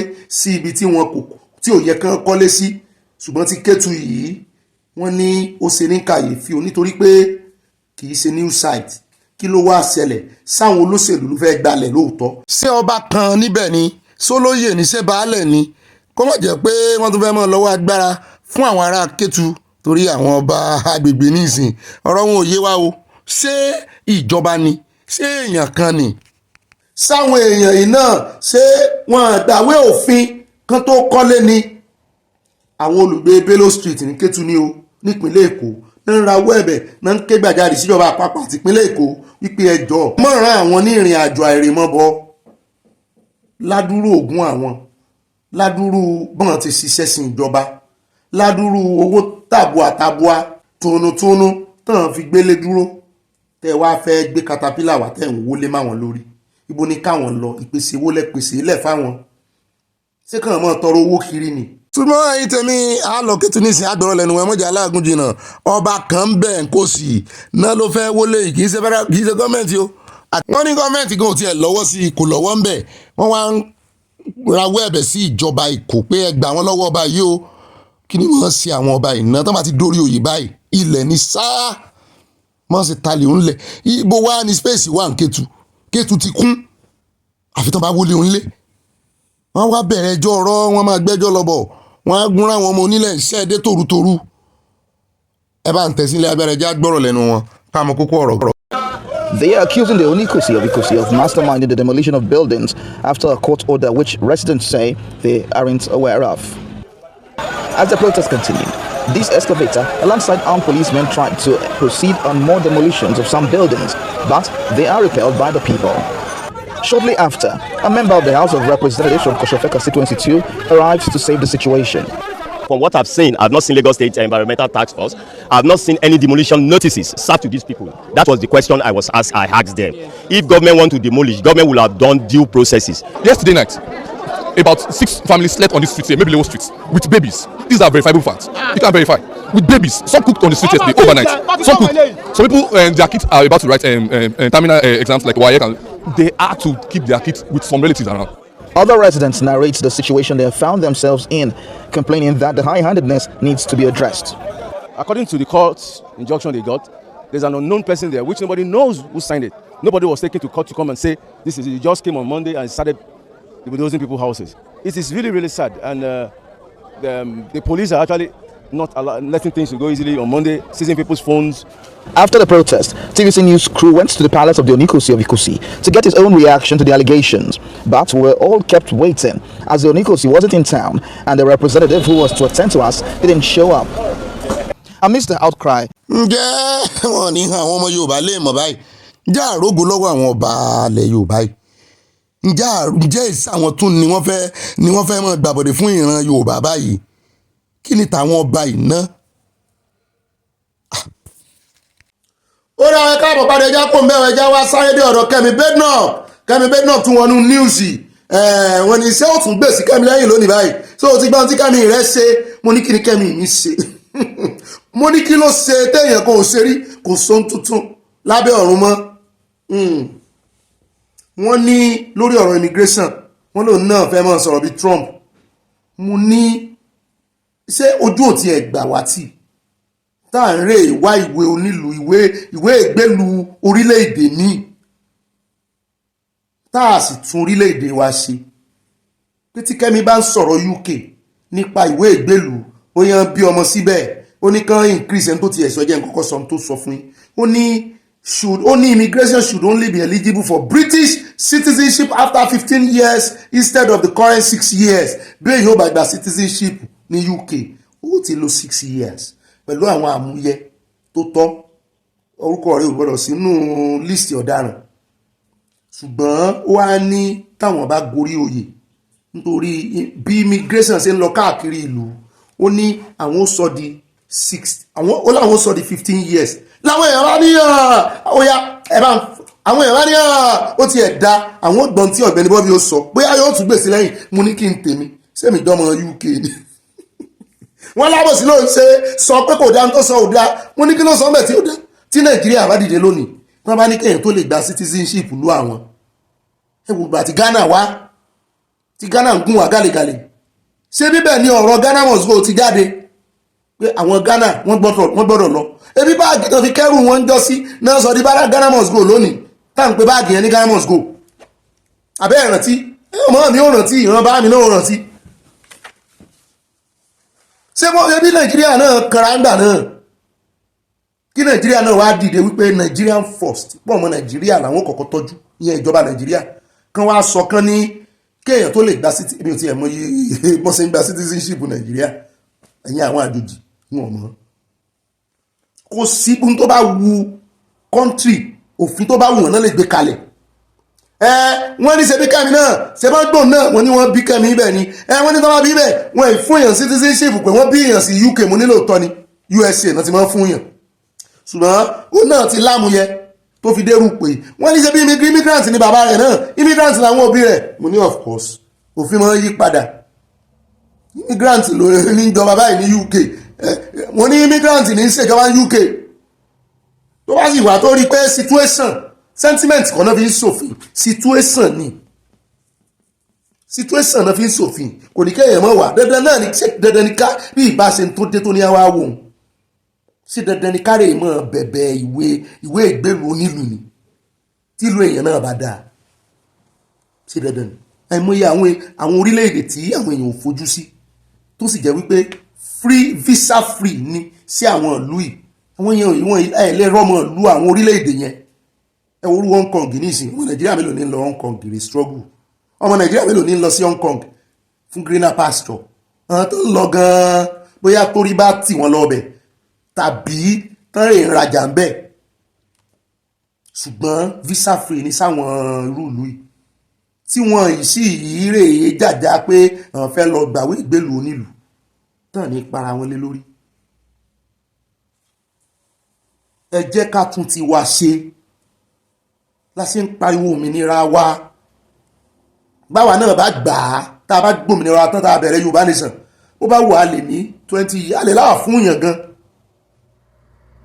sáwọn Arab ń fún yàn ni àwọn orílẹ̀-èdè Arab mélòó ní fún yàn citizenship bẹ́ẹ̀ ẹ̀járọ̀ mi sínú comment section bẹ́ẹ̀ bá mọ orílẹ̀-èdè Arab tó fún yàn citizenship ẹ sọ fún wa wọ́n fi àádọ́ ọmọ Nàìjíríà bẹ́ẹ̀ ẹ ti ẹ̀jà dúpẹ́ lọ́wọ́ àwọn eléyìí díẹ̀ ṣùgbọ́n èmi náà rí pé 15 years pọ̀ lóòótọ́ kò wá tó kẹ́ ẹ wá mọ́ bú Kẹ́mi politician ni ó ní tóun bá débẹ̀ òun bó wọ́n ṣe ṣe tóun nù ó bá sì bá ọmọ UK lára mú ẹgbẹ́ ní Trump débẹ̀ nísìn tó lòun ó fagilé tàwọn tó bá bímọ pé kò ní sí pé wọ́n fún wọn ní wọ́n fáwọn ọmọ wọn ní citizenship mọ́ àwọn ilé ẹjọ́ sì ti mọ́ dá sí báyìí Kẹ́mi ń sọ tiẹ̀ ní ilé ẹjọ́ wà ń bẹ́ẹ̀ wọ́n lè gbé lọ́kàn ní kinní kan kò tó nǹkan kan tẹ́ ń bú Kẹ́mi ṣe fi Kẹ́mi mi lẹ̀ o ẹ fi lẹ̀ ẹ tẹ́yìn bá nífẹ̀ẹ́ kì í lárùn kankan lára Kẹ́mi ò la ẹ mọ̀ gbé níwùsì àbòsí Kẹ́mi lọ́dọ̀ tèmi o òjò bá náà lọ Kẹ́mi ọ̀dà fún ọ ó wọ̀ kó gbé sí 20 years ìwọ náà rántí o ọmọ immigrant ni wọ́n náà o ó dà ní rí jù báyìí lọ nínú gbogbo abala ti Saniwọlé ń pápápá àyà ìwọ lọkọ súnkàn o wá gbé wa débẹ̀ nú abala àwọn olólùfẹ́ wa abala comment section ní pápápá àròjọ mùsùlùkù ẹ̀. ó kí n káàbọ̀ sínú abala ti comment section fún tóní atfalsat garba àwọn ní ẹ̀ka alẹ́ òyìnbá ìfẹsọ̀pọ̀ ṣe ìsódì mú àti gbajúgbajà òṣèré orí ìtàgé Shafi Bello ni ó kọ orin àkọwọlé wa ò ní ẹmọ̀ gbà ẹgbà tán ni o kí Ọlọ́run jẹ́ kí àwọn tí wọ́n àlẹ́jì pé wọ́n tún jẹnẹrétọ̀ ṣe ní wọ́n fi dèrò ẹ̀wọ̀n kan rí ìtúsílẹ̀ gbà pẹ̀lú ìrànlọ́wọ́ gómìnà wọn o wọ́n tẹ lọ́ọ̀fù ránṣẹ́ yóò dáa fún ibẹ̀ ṣe ṣókì ẹ̀ẹ́dì ogún jù rárá yóò dáa fún yín lẹ́lẹ́kejì ẹlẹ́ẹ̀kẹta náà yóò tún dáa fún yín gbogbo àná ni yóò dáa fún ẹ̀mọ́ tí wọ́n jowú dídá bẹ́ẹ̀ náà ni at Yawatina Packers wọ́n ní today's news carried some very interesting stories. Bobby, you made my spirit laugh today, and the way you repeated the news, a mermaid Iyemoja jumping out of the water was very funny. Yawatina Packers àwọn bú sẹ́rìn wọ́n ní thanks a million for the info wọ́n tẹ oríṣiríṣi love alárànbarà wọ́n fi flower lè yọ̀ dá fún yín bẹ́ẹ̀ náà ni at Taibat Kọ́láwọlé wọ́n ní Ọ̀gbẹ́ni Bobby àti àyà ẹ̀ka alẹ́ o sí àlàáfíà ní ilé wa àlàáfíà ní ẹkú iṣẹ́ takuntakun Olúwa máa bá yín ṣe o àṣẹ Ìdùmarè. Shafi Bello ni ọmọbìnrin yẹn tí ó jẹ́ òṣèré Yorùbá o tí ó jó pẹ̀lú ọkùnrin tí ó kọrin yẹn wọ́n tẹ lọ́ọ̀fù sí ẹ̀ sọ́rùkọ ẹni tó kọrin gangan yóò dáa fún yín. bẹ́ẹ̀ náà ni at More Adéyẹmọ wọ́n ní Ọ̀gbẹ́ni Bobby àwọn alálẹ̀ Yorùbá pẹ̀lú ẹlẹ́dàá baálẹ̀ yẹn ló jà fún baálẹ̀ yẹn o wọ́n tẹ lọ́ọ̀fù rẹpẹtẹ dájúdájú Ọlọ́run ń bẹ lẹ́yìn baálẹ̀ yẹn o ẹ ṣe púpọ̀ sàwọn mọ̀ ní ìṣe baálẹ̀ wọ́n ní ọ̀rẹ́ bàbá yẹn ní baálẹ̀ o wọ́n lé ọ̀rẹ́ bàbá yẹn Wàsíù ní baálẹ̀ tẹ́lẹ̀ wọ́n sì ti lé baálẹ̀ náà kúrò lórí oyè ṣùgbọ́n gẹ́gẹ́ bẹ́ẹ̀ ṣe sọ àwọn alálẹ̀ ń jà fún bàbá yìí bẹ́ẹ̀ náà ni àwọn sáànù náà ti ń jà fún báyìí. ẹ lágbọ́ ìròyìn abala ti Saniwọlé bàbá wa Fẹ́mi Fálànà wọn náà ti gba ìjà wọn jà báyìí abẹ́ẹ̀ rí ti tọ́ba bá báyìí. bẹ́ẹ̀ ni àti Olúṣọlá Adébáyọ̀ wọ́n ní allegedly ní o wọ́n tẹ lọ́ọ̀fù rẹpẹtẹ wọ́n bú sẹ́rin o ibà gbémiró gbọ̀ngbọ̀n yọ̀dà fún yín Ọlọ́run gbogbo arógùn ní fiwálẹ̀ nítorí Ọlọ́run yìí gangan ni abiyamọ abọ̀já gbọ̀rọ̀gbọ̀rọ̀ àní ìjábọ̀ lẹ́yìn Ọlọ́run. bẹ́ẹ̀ ni àti Ọlánrewájú Adéọlá wọ́n ní Ọ̀gbẹ́ni Bobby àyà Olúwa gbà wá lọ́wọ́ àwọn ìjọba oníjẹkújẹ o àmì o káà náà gbára wa o. Yeah, I don't believe that the children will lock themselves in the freezer. That's impossible. If they did, at least one of them will not tolerate the cold. One will scream out and try to come out. Others will follow, except someone use padlock for the freezer. I would like to hear the end of the story. Oh, wait, me Kemi náà gbọ́ end of the story. Torí mo ń kíyèsára bàbá yẹn gangan. Kó ẹ̀ pọ̀ wọn àti ìyàwó rẹ̀. Wọ́n mọ nǹkan sọ̀rọ̀ kú ọmọ wọn. Torí wọ́n ń sọ àwọn èèyàn tó ń sọ fún pé àbí wọ́n fi wọ́n sògùn owó àbí nǹkan kan òun ló tún fẹnu ara rẹ̀ sọ wípé òun ò rò bẹ́ẹ̀ òun ò rò pé èèyàn kankan fi wọ́n sògùn owó ó dà pa àwọn ọmọ yẹn ló fẹ́ kọjú sóòrùn alẹ́ kí bàbá máa sọ bẹ́ẹ̀ ọmọ mẹ́tẹ̀ẹ̀ta ó sì kọjú ẹ̀ sóòrùn alẹ́ kan yẹ bàbá yẹn wò. bẹ́ẹ̀ náà ni at comfort Mákindé wọ́n ní Ọ̀gbẹ́ni Bobby ẹ̀kú ètò ṣé òtútù yìí ó pọ̀ jù ó pọ̀ o tòní ti ẹ̀ga èyí sódì ìmúlò kọrin love me jẹ́jẹ́ love me tender from Maryland United States of America yóò dáa fún yín o rántí sọ òṣèré obìnrin tó wà nù orin yẹn ṣùgbọ́n ṣàgbà mo fún yín gbogbo full mark. bẹ́ẹ̀ náà ni at oríṣiríṣi ọlá ti àgbọ̀n tí bàbá mi ó sọ lónìí o wọ́n ní ìbáṣojú abẹ́ní kò ẹ̀ sọ fún àwọn ọmọ orílẹ̀ Ifọ̀ pé Sẹ̀míù Fàwọ́rajà kò ní 5 million ó sì ń halẹ̀. wọ́n ní àsìkò rẹ̀ láti kó ẹ̀sùn wọn jáde ó gbọ́ ẹ̀sùn gbogbo àwọn tó ti ṣẹ̀ nílùú yẹn wọ́n ní kí wọ́n kó ẹ̀sùn wọn jáde kí wọ́n dẹ̀ gbé pátákó láti lé kúrò pẹ̀lú gbogbo ilé wọn tó ti tà olófo fún ló kọ ọba olófo ẹsẹ̀ bàbá mi Oríọlá Oríyìí. bẹ́ẹ̀ náà ni from travel captains wọ́n ní Ìlọrin tí wọ́n gbà pé nọ́ọ̀tì dé gan irọ́ ńlá ni o Fúlàní àbí Haúsá mélòó ni ó jẹ́ ọmọ Ìlọrin tí ò bá sọmọ Fúlàní àbọ̀ ọmọ Haúsá ńlọrin sí àwọn wo ló wá gbàbọ̀dè fún lọrin àwọn wo ló gbàbọ̀dè wọ́n ti gbàbọ̀dè fún lọrin ẹ̀ wọ́n jẹ́ àtúnra wa ká gbà padà ní. wọ́n ní ìdílé àgọ́ ilé Yorùbá ni ó pọ̀ jù ní Ìlọrin Yorùbá ní èdè tí wọ́n ń sọ o bẹ́ẹ̀ nínú 16 local government ó wà ní Kwara 4 péré ní Ìlọrin ní. wọ́n ní Yorùbá ló ní Kwara òótọ́ ni ṣùgbọ́n ìjọba ti pín fún ilẹ̀ Haúsá ẹ lọ wò ó North Central náà ń pè lọ́rin North náà ń pè lọ́rin wọ́n yẹ ká wá dìde báyìí ká dàgbà padà ní tí bàbá yẹn sọ. ẹ mọ̀ jẹ́ àmọ́ dúró nu make believe, ẹ jẹ́ á dúró ti àwọn Yorùbá lọ́rin ká gbà á ń tó kùnú. Bóyá ká béèrè fún state míì, gbogbo àwọn tó bọ̀dì sílẹ̀ Haúsá yẹn kàn lé wọn sí ilẹ̀ Haúsá lọ́hùn. Mo gbọ́ pé ìbídà gan ń kílèmù ilẹ̀ Yorùbá. Ẹ jẹ́ àgbà gbogbo àwọn tó bá ń kílèmù ilẹ̀ Yorùbá ìmọ̀ra ìpè táwa ń pè nù. Travel captains wọ́n tẹ̀síwájú wọn ní ẹ jọ̀wọ́ ẹ bá wa sọ fún gómìnà Adeleke wípé Rasidi ní yíyọ lórí oyè kan o. Ṣé ẹ gbọ́ Adeleke ìmọ̀ ń rè parí ìjà lọ, ó lọ ìsà òkè ó lọ parí ìjà tó ń lọ ńbẹ̀ ìyẹn Adeleke. Bẹ́ẹ̀ náà ni Àtìmẹ́gọ́là wọ́n ní ṣe ìsódì ìmúlò kọrin yẹn Ọ̀gbẹ́ni Bobby please love me jẹ́jẹ́ love me tender. Ìbí náà dán ló mú ní I love you jẹ́jẹ́ I love you tender. Àjọ bú ẹ̀rín ni mo sẹ́ndì love sí hàn. Làyà bá ń bínú pé òun ti ń wòrú òun ti ń wo àǹtí ti pẹ́ kí ló dé tẹ́mi lọ ń kọrin lọ́ọ̀fù fún wọn mo ní kò náà kọ tiẹ̀. àǹtí Mẹ́gọ́lá àyà ló ń láìkí yín ó ń bá mi jowú yín o. àti àmì àná húnsù wọn ní Ọ̀gbẹ́ni Bobby ọkọ àwa ladies thank God your voice is very good now. Bàbá tí ọba fìyà jẹ yẹn wọn kò mọ̀ pé gbogbo èèyàn kan ni wọ́n ń fìyà jẹ, orí àgbà ló mú ọba tó ní gbogbo ọ̀gá ọlọ́pàá abẹ́ òun ni wọ́n wá o òun lè pa tí wọn kò ní rí mọ́. Wọ́n ní ká mú ọba yẹn dáadáa o, yóò ká àwọn tí ó ti rán lọ sí ọ̀run àrèmabọ̀. Yorùbá nation náà wọ́n tẹ lọ́ọ̀fù sí à. Èmi tí ẹ̀fẹ̀ kan mú ọba yẹn dáadáa òun ló fẹnu ara ẹ̀ sọ kan kó wá sọ èèyàn tó ti pa. Àti ẹ̀mí ìgè wọ́n ní ó dáa bẹ́ẹ̀ kí wọ́n lọ pa wọ́n. Ènìyàn burú ó ga wọ́n pa gbogbo ìdílé run àwọn tí wọ́n dájọ́ ọkú fún kan lọ pa wọn àwa náà fọwọ́ sí. Bẹ́ẹ̀ náà ni àti mo ti lọ́lá Kọ́mọláfẹ́ wọ́n ní ìbáṣojú abẹ ní kò ohun tí ó ṣẹlẹ̀ ni pé ọ̀pọ̀lọpọ̀ àwọn olórí yìí ni wọ́n mọ òtítọ́ gbogbo ohun tí ń ṣẹlẹ̀ Nàìjíríà ṣùgbọ́n wọ́n ronú ìgbẹ̀yìn wọn rárá. Abẹ́ irọ́ ńlá abẹ́ àbúradà irọ́ ńlá mo bá yín fún àbúradà sí. Wọ́n ní abẹ́ àbúradà irọ́ ńlá ni wọ́n ti ń ṣe ìjọba Nàìjíríà.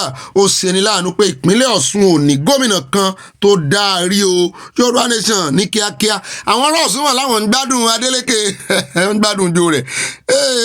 Ọ̀gá o Yẹmí Ìgè mo tún padà sọ́dọ̀ yín. Wọ́n ní inú mi dùn sí ìdájọ́ ọba yẹn o. Wọ́n ní kí wọ́n lè dànù ló dára èèyàn búburú kì í yí padà o. Wọ́n tẹ lọ́ọ̀bù sí a. Bẹ́ẹ̀ náà ni Abdulrahim Yusuf wọ́n ní àbọ̀rúbọ̀ ìyàbọ̀ ìbọn ṣiṣẹ́ tí ẹ̀jẹ̀ ń dà yín lẹ́tún dà múra yín. Ẹ̀san ló ń ké lórí bàbá Kàndé o. When he was the governor of Osun State he sacked so many people. Bàbá aláìjọbẹ̀rí tó ń jẹ́pọ̀ àyà. Yorùbá nation náà wọ́n tẹ lọ́ọ̀bù mú ti ẹ̀rántí ńgbà náà. Wọ́n sáàkì àwọn èèyàn débi pé bàbá mi ń ṣiṣẹ́ ní osadep ńgbà yẹn Ọ̀ṣun State Agric Commission wọ́n sáàkì àwọn èèyàn lóòótọ́ ni. Àti Elizabeth oníyàwó ní Ọ̀gbẹ́ni Bobby ìrìn àtòótọ́ akú iṣẹ́ o. Ọ̀rọ̀ iná tó ń ṣẹlẹ̀ yẹn mo rò wípé àwọn atiláwí ló máa ń ṣiṣẹ́ burúkú yẹn iná tiẹ̀ wà ń jó káàkiri báyìí ní Nàìjíríà ní. Number 2 wọ́n ní Iléṣà ní Ẹ̀sà Òkè ti ṣẹ̀wá àyọ̀dà fún yín. Kò sí òtítọ́. Number 3 rèé o. Wọ́n ní kò sí òtítọ́ bó ti wù kí ó mọ nínú àwọn olóṣèlú Nàìjíríà ẹni tó bá wù wọ́n ni wọ́n máa gbé sípò. Wọ́n wá ní àkútúkún àwọn ọmọkùnrin mẹ́ta yẹn kan máa pa wọ́n díẹ̀díẹ̀ ló dára wọ́n tẹ lọ́ọ̀bù o wọn láwùjì sáyé àtúntì jí mi báyìí. A dúpẹ́ lọ́wọ́ Ọlọ́run o wọ́n nìkan kan máa pa wọ́n sáyé díẹ̀díẹ̀ òótọ́ ni. Bẹ́ẹ̀ náà ni Adéníkè Adésàn wọ́n ní Ọ̀gbẹ́ni Bobby ojúmọ́ kan ìròyìn kan òkú iṣẹ́ takuntakun tí òun sí Olúwa máa bá wa ṣe àmì o. Ọ̀rọ̀ ọba orílẹ̀ Ifọ̀ tí kò ní 5 million san gidi gba òsílẹ̀kùn àfi ẹni tó bá ní kọ́kọ́rọ́ lọ́wọ́ èyí akọ́ ọba náà lọ́gbọ́n. Bobby máa bá ètò bọ̀ yóò dá fún ìyá mi. Wọ́n tẹ love wọ́n tẹ flower àwọn búzẹ́rìn from Rhode Island Yorùbá nation no going back. Mo gbádùn kọ́mẹ́ǹtì yín Ọlọ́run ọba at Adéníkè Adésànyà. Àwọn èèyàn ti ń improve nínú kọ́mẹ́ǹtì wọn gan ní báyìí o. Wọ́n ti ń check ẹ̀ rárá kan tó send ẹ̀. Bàbá ti rí kọ́mẹ́ǹtì àwa ti rí mistake nínú kọ́mẹ́ǹtì nísìn wọ́n ti ní àmọ́ lò mọ́. Ìtumọ̀ ẹ̀ náà ni wípé ẹ mọ̀mọ́ kánjú tẹ send tẹ bá ti fẹ́ comment ẹ mọ̀ tún yẹ̀wò dáadáa kẹ́sì kọ Yorùbá yẹn kó pé. Àti yàwá títí láwọn ní Ọ̀gbẹ́ni Bobby kú iṣẹ́ ẹ jọ̀wọ́ ẹ fi bí a ṣe lè ràn bàbá yìí lọ́wọ́ ìyà kò ní jẹ wọ́n gbé lórúkọ Jésù àmì Ọlọ́run tó fẹ́ tú àṣírí ọba ló jẹ́ kí wọ́n rìkọ́dù. It is well, wọ́n tẹ love sí a. Àwa náà ti ń béèrè nọ́mbà bàbá yìí o àti ìrèyàn fún wa o. Adéríbi Beverly ṣe àwọn ní Ọ̀gbẹ́ni Bobby àti Ayẹ́kú ètú àdúpẹ́. Ohun ti gbádà sígbó. Ṣé ẹ̀rí ń dẹ́yìn náà kọ ìyá mi? Ohun ti gbádà sígbó. Kò yé mi. N ò sì ní báyìí tún kọ. Ohun ti gbádà sígbó. Ohun ológbádà sígbó. Ohun ti padà sípò gbádà sígbó lẹ́kọ̀ọ́ yìí. Àní gbogbo wa la máa improve lórí Yorùbá wa. A máa lo ara ẹ̀kọ́ tá a kọ́nu kọ́mẹ́sẹ̀ sànù. Ó yá mo ti bá yín tún kà. Wọ́n ní ohun ti padà sípò. I watched the video years back. Ẹ ti gbọ́ wọ́n ti yí sí èbò. Ẹ̀yà wa. Èbò pọ̀ èbò níyà wa gbọ́. Ẹ mọ̀ gbìyànjú nù Yorùbá yẹn náà. Àmọ̀ bá yín sáyẹn. Wọ́n ní I watched the video years back with our never get old actress. I really love the song and the way she was dancing. The love me jẹ́jẹ́ lyrics. Yóò dá fún yín. Òótọ́ ni àwọn tó dáhùn wọn báyìí. Ìyá yẹn sì wọ́n ń cruise o. Lórí ti Yorùbá yín ẹ gbìyànjú kẹ́ improve o.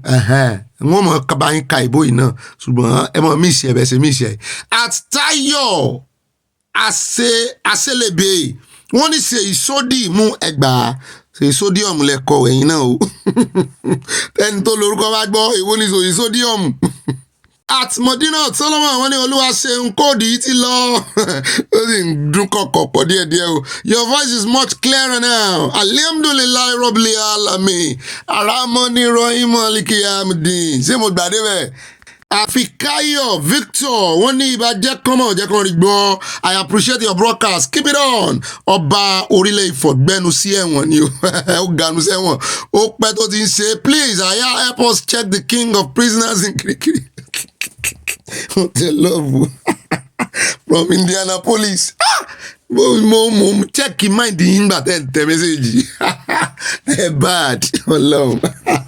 Bẹ́ẹ̀ náà ni at Ọmọlára Johnson. Wọ́n ní ẹ má ṣe báwo sí ọmọlẹ̀ wí o Nàìjíríà tó bẹ̀rù kí wọ́n má ṣe pa bíi ti àwọn ará iwájú nípa ti kùsà gọ́ọ̀mẹ̀ntì mọ̀ nípa ẹ̀ ọba Fúlàní ní ọ̀gá pírẹsidẹ́ǹtì. Ṣé lóòótọ́ ó dá àwọn tẹ́lọ́ọ̀fù sí from Eastern Texas mo jíṣẹ́ yín o at Ọmọlára Johnson.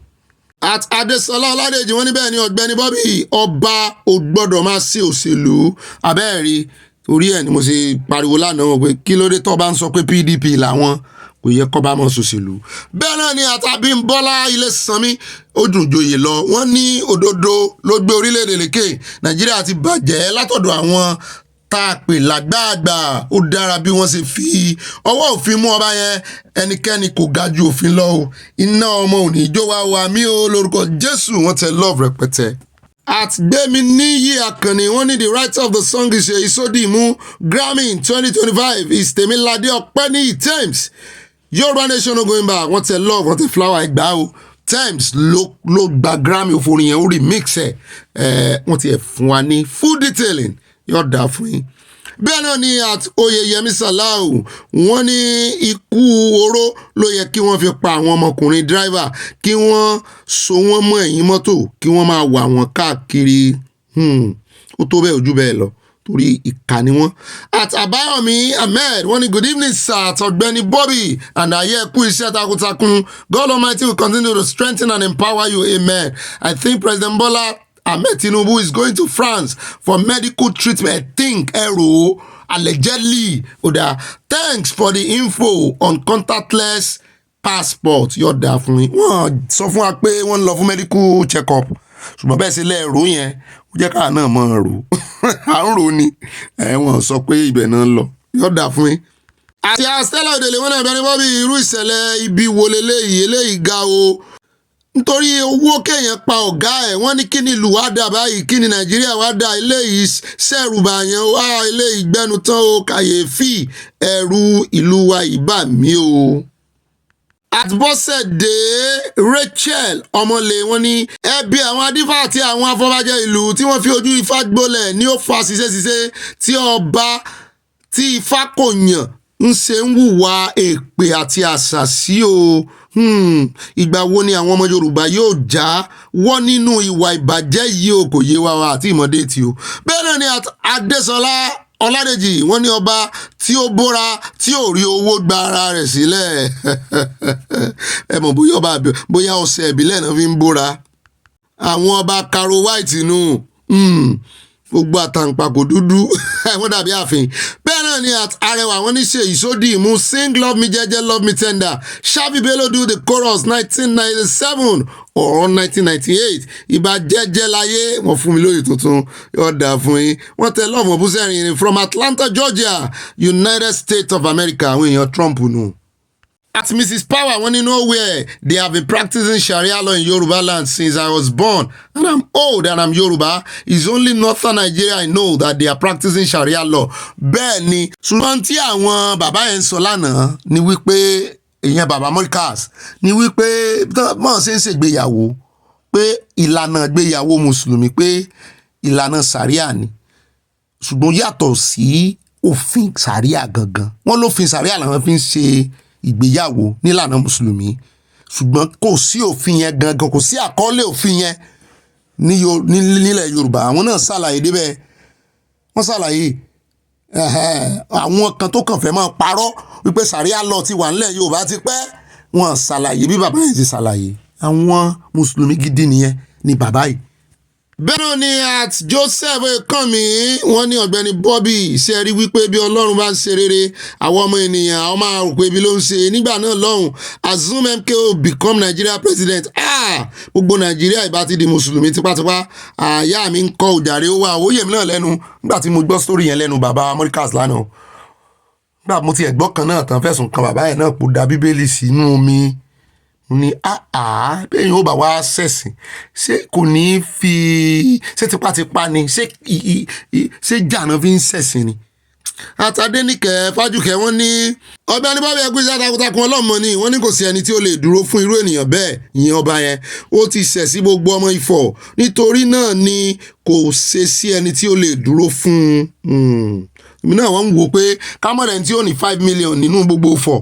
Bẹ́ẹ̀ náà ni at Isaac Strongtown wọ́n ní Fáyẹmí came back to Ekiti by force despite all the drama of Fayose. If APC decide to return to Ọ̀ṣun Oyetola will regain it. Ó dà kámọ́ wò àwọn ò bá wọn dá sí ọ̀rọ̀ election kò sí tó kàn wá òmìnira làwa ń wá ń tààràtààrà. At Alincook wọ́n ní contactless passport is not working in Canada o ẹgbọ́n Ministry of Interior ẹ̀yin immigration wọ́n ní kò ṣiṣẹ́ ní Canada. Olúyẹmí Abẹ́gúndé wọ́n ní even when the court sentenced those who pay the couple on the 1st of January 2023 are we sure that the governor will sign the verdict? Ó gbọ́dọ̀ sign ẹ̀ mo jẹ́rìí gómìnà Ògùn yóò sign ẹ̀ kan fi serve as deterrent fún àwọn yòókù ṣé àwọn pé láìpẹ́ ní AGF fún Anthony General wọn for the state jàre kì í ṣe fún federation commissioner for justice wọ́n jáde wọ́n ní àwọn máa bẹ̀rẹ̀ sí ní fòtélé ọ̀rọ̀ ìdájọ́ kú kan torí wọn bẹ̀rẹ̀. Bẹ́ẹ̀ náà ni àti Rashida tàbí sọ́lọ́làwọ́ àwọn oníṣẹ́ ìsódì ìmúlò kọrin náà ṣé gbogbo àwọn tí wọ́n ní kí wọ́n yẹgi fún wọ̀nyí ni àwọn gómìnà ń fi àsẹ́ǹtì sí ní kíákíá abẹ́ẹ̀ rí wọ́n tẹ lọ́ọ̀bù rẹpẹtẹ the Lord is your strength you and aya ibà àlẹ́jẹ́lì yóò dáa fún ìyá mi kàn tiẹ̀ pa àwọn eléyìí òfin ti fìdí ẹ̀ múlẹ̀ bóyá àwọn náà sì fẹ́ pe ẹjọ́ kò tẹ̀mí lọ́rùn ká mọ̀ wò ibi tó fi ń ṣe sí náà nù yóò fààyè lẹ̀ kán náà gbowó wọn tán kán náà táìmù wọn tán. Bẹ́ẹ̀ náà ni àtníkẹ́ jájì balógun wọ́n ní hello good evening to you èmi náà kí n yá mi o good evening to you too. Àtìdẹ́rẹ́ Olúsùnmọ̀dé wọ́n ní ẹ̀ka alẹ́ Ọ̀gbẹ́ni Bobby ó yẹ kí ọba yìí sign undertaking wípé nǹkan kan kò ní ṣẹlẹ̀ sí bàbá yìí lẹ́yìn ẹjọ́ yìí ọba yìí lè padà lọ sí jàǹbá fún bàbá yìí o ìyẹn tó náà bá free tó bá bọ́ ń bẹ̀ kò lè bọ́nú eléyìí tí Fẹ́mi Fálànà ti dá sí kò lè bọ́nú ẹ̀ mọ́ mi. Àti Emmanuel Akínbádé wọ́n ní I need baba's number àwọn èèyàn ń béèrè wọ́n fẹ́ ran bàbá lọ́wọ́ sáàrè èèyàn bá wá rí nọ́mbà bàbá tí ọba orílẹ̀ Ifọ̀ náà ni. Àti Omitogun Dennis wọ́n ní ṣe bí àwọn Fúlàní tí MKO Abíọ́lá fẹ́ mú òfin ṣẹ̀rí àwọn wọ ilẹ̀ Yorùbá náà ni wọ́n ṣe ikú pa á mi ò mọ ohun tó ṣe ikú pa ó. At Bọ́lájí Hunter wọ́n ní ṣe ìsódì mú ní o ọ̀nà kọrin ó dá ẹgbàá. Bọ́lájí Hunter from Canada wọ́n tẹ love ránṣẹ́ sí a. At Josephine Alawiye wọ́n ní honestly time will tell with these our Nigerian politicians. God protect us from the years they intend to spend. God will give us our request easily. Ìyẹn Yorùbá nation and endow us all with good health. Amen from UK. Yọ̀dà fún ìyàwó Josephine Alawiye. At Ifalaye wọ́n dàbí ẹni Bobby ìbá òtítọ́ lójú. Wọ́n wá mórin sẹ́nu wọ́n ní àjùnilọ́fẹ̀sọ̀ ṣe ayélé. Àjùnilọ́rọ̀ rọra lòpó ayé gbẹ́gẹ́ o. Orin Gbóyèga Báyọ̀ bàdà Báyọ̀ nù. Wọ́n ní rántí pé igi tí Amani rí mọ́lẹ̀ pé kí wọ́n so Mọ́ríkà ìmọ̀ ọrùn Amani ni wọ́n padà fi kọ́ bẹ́ẹ̀ ni. Whosoever dig a pit for us will surely fall into it. Amen. Yorùbá nation no going back. Wọ́n tẹ love rẹpẹtẹ. Yóò dáa fún yóò at Ifalaye. Ìyàwó Victoria Bàdéjọ ló kàn wọ́n ní akó àsìkò yóò Ọ̀gbẹ́ni Bobby adúpẹ́ pé ohun yín ti padà bọ̀ sípò abẹ́ẹ̀rí ọpẹ́ ní fọlọ́run. Ẹ jọ̀wọ́ ẹ fi account details bàbá tí Ọba Ifo gbá létí ránṣẹ́ fún ìrànlọ́wọ́. Ẹ jẹ́ ká gbàgbé sàríà o. Yorùbá nation wọ́n tẹ love rẹpẹtẹ no going back. Àti ìrìn nọ́mbà bàbá yìí ó ń dùn mí. Bóyá wọn ó pe àwọn kọ̀ọ̀kan wọn ó pè èèyàn kan sí méjì àti ìrì nọ́mbà àwọn bá ti rí àbí ẹ bá ti kófìrí ẹ ní any other program ẹ̀bùn gbọ́ o.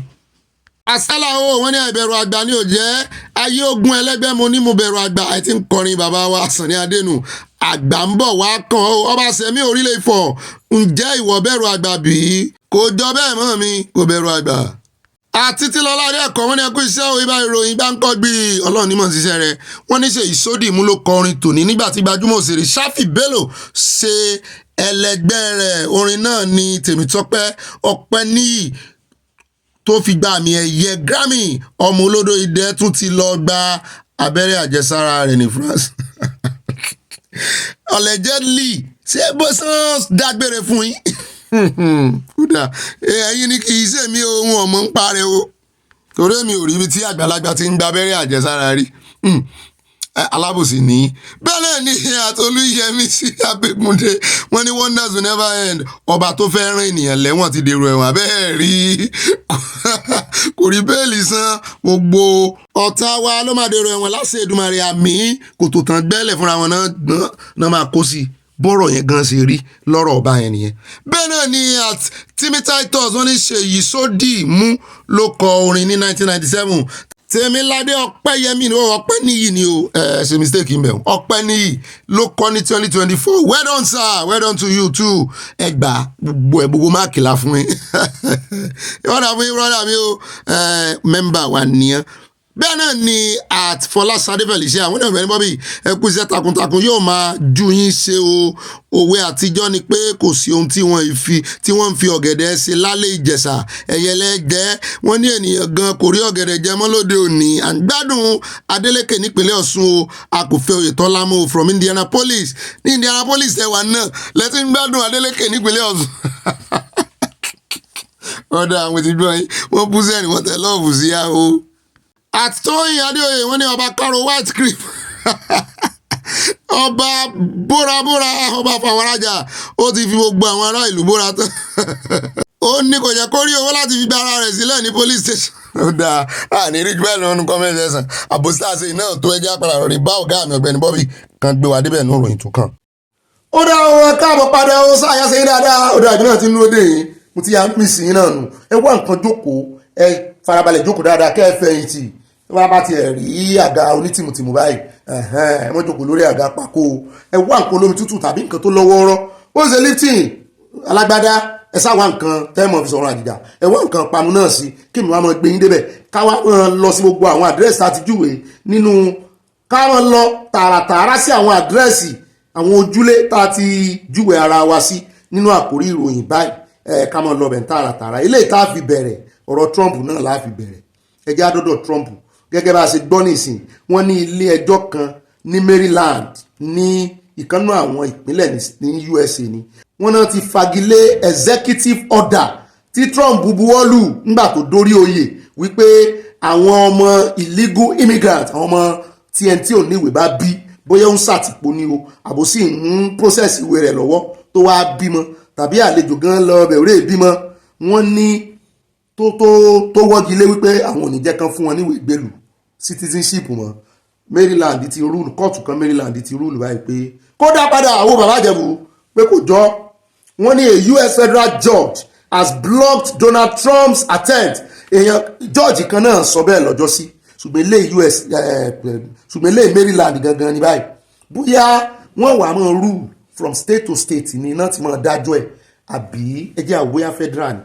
Wọ́n ní a US federal ni o federal judge has blocked Donald Trump's attempt to end birthright citizenship for children born of parents who are in the country illegally or temporarily. Ṣé ti gbọ́ báwọn illegally or temporarily bóyá o tọ́ra àwọn kan bá mi jiyàn pé kò kan àwọn visitor ó kan visitor temporarily ẹ ti gbọ́ ẹbí èèyàn bá lọ ọbẹ̀ bóyá temporarily ni tàbí ó lọ kàwé bóyá 5 years ló lò ń bẹ̀ tó wá bímọ sọ́hùn tàbó tí ẹ̀rẹ́ ló 2 months gan tó o sì ti gbóyún tó ti mọ̀ pé oyún rẹ ti díù tán tó o sì rè bí sọ́hùn citizen ọmọ rẹ wọ́n ní kóòtù ti rúlù báyìí. Lónìí virtually every baby born on US soil wọ́n ní virtually wọ́n ní lónìí gbogbo ọmọ tó bá bí sórí ilẹ̀ USA wọ́n ní is a US citizen.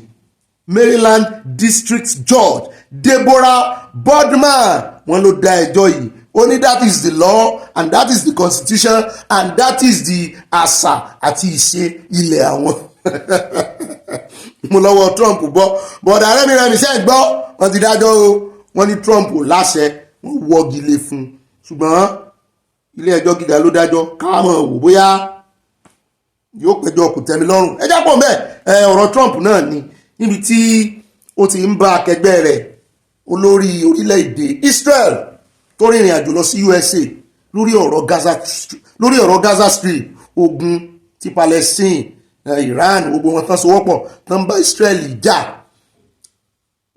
ìlú yẹn ti fẹ́ẹ̀ di yẹn Gaza Strip ó ti fẹ́ẹ̀ di ìlú àwọn òkú ṣùgbọ́n a gbọ́ pé lẹ́yìn tí wọ́n ti wá ní àjọsọ tán ti jọ buwọ́lù pé kógun ó míná ceasefire wọ́n láwọn èèyàn ti ń padà wọbẹ̀ ṣùgbọ́n nǹkan ti bàjẹ́ ní Trump ṣe wá gbẹnu sí báyìí pé kán fòun láàyè òun ó kọ́ ọmọogun lọ́bẹ̀ gbogbo àwọn tó ń dabẹ̀ láàmú àwọn àmáàsì gbogbo wọn lòun ó fish out gbogbo bọ́ǹbù tó ń jù tí ò tí dùn tí ò tí bà nǹkan jẹ́ ó ní òun ó kó wẹ̀ jáde àwọn ọmọ ogun US òun ó kó wọn dàbẹ̀ òun ó túbẹ̀ ṣe gbogbo ilé tó ti bàjẹ́ òun ó sọ̀bẹ̀ ní paradise ó pè lórúkọ kan bó ló ṣe pè náà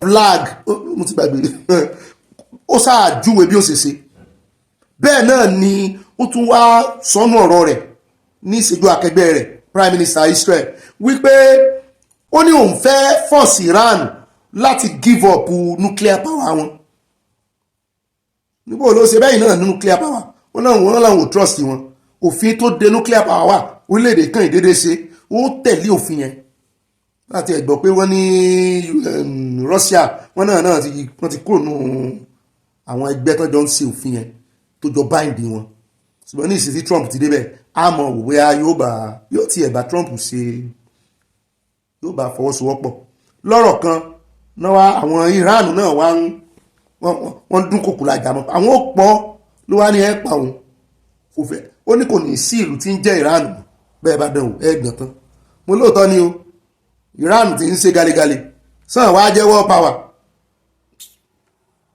jihadisi náà ní jihadisi lọ́rọ̀ wọn Ọlọ́run ṣàánú wa.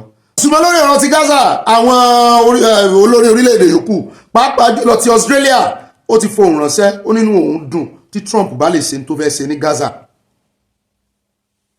ó nínú òun ó dùn o ṣùgbọ́n àwọn kan náà tún takò ó arákùnrin kan tó ń jẹ́ Jerry Bowen ó ní Trump's Gaza plan won't happen ó ní Trump's Gaza plan won't happen inú àwọn kan ò ní dùn sí wọ́n nítorí pé ó fẹ́ take over abẹ ni wọ́n ní bó ní Gaza ṣe kí ni àjọṣepọ̀ ọ̀nà jìn síra wọ́n ní ọgbọ́n àlùmọ̀kọ́rọ́ yìí náà fẹ́ dá yẹn pé òun àti Prime Minister kínní òun sì fẹ́ jẹ́ kógun omi ni àwọn wá ń wò pé bóyá wọ́n ti lọ sọ̀rọ̀ kan níbò ń kẹ́lẹ́ àmọ́ ọkùnrin bá ṣe ń lọ bẹ́ẹ̀ náà lápò ń bẹ́ o ẹja wá sáré dé ọ̀dọ̀ lọ́ọ̀yà Sam tó sọ pé òun ò gbà tí AGF sọ lórí ọ̀rọ̀ tenure tí IGP ń lò yìí ọ̀rọ̀ Sowore àti ọ̀gá ọlọ́pàá sì wà ń kóòtù ó ní mi ò gbà ohun tí AGF ìyẹn Anthony General Federation Lateef Fagbemi sọ ẹni sẹ́mi àbáyá àìrọ̀ o kò sí tó kàwá méjèèjì ń bẹ́ o yìí sábà là ń sọ̀rọ̀ Malaki ní sọ̀rọ̀ Sam ló náà ṣé èmi tí èmi ò kì í ṣe Sam ni Muhammad sọ pé mi ò dá tí AGF sọ odidi AGF ó ní tenure IGP tán prolongi ó ní under confusion ó ní òfin tó rọ̀gbà tí ló ń dá confusion lẹ̀ ó ní Malaki wá sọ ó ní òun wòye bí ẹni wípé wọ́n sí òfin láti fi favour èèyàn kan ni kí bó lẹ́sẹ̀ sí òfin ẹ bá ń tẹ̀sí lábẹ́rẹ́ já gbọ́ bó sì sọ àmọ̀ sàtúntò sáàrin ẹ̀. The handling of this whole matter, no less intervention of the National Assembly. But please, let me set the ground rules and clear a few grounds. There are just 3 provisions of the law that are relevant to this discussion. The one is Section 7, Subsection 6. That provision gives a certainty of tenure to the Office of the Inspector General of Police and says that anyone who is appointed, who occupies the office of the Inspector General of Police shall be there for 4 years, certainty of tenure. But it says it is subject to subsection 8(6). When you say a provision is subject to another, it means that other provision is superior to the one you have just read. So what does 8(6) say? It says every police officer, every police personnel in Nigeria, including the Inspector General of Police, shall cease to be in office or shall retire once he has served for 35 years or has attained the age of 60 years. So it is immaterial whether you have a certainty of office for 4 years. Once you have served for 35 years or you have attained the age of 60 years, whichever one comes earlier, you have to go. These are the 2 operational provisions of the Constitution that clearly, in your words, ran in conflict with each other. Because what they try to do is to create a certainty of office for the IG and left vulnerable every other police officer.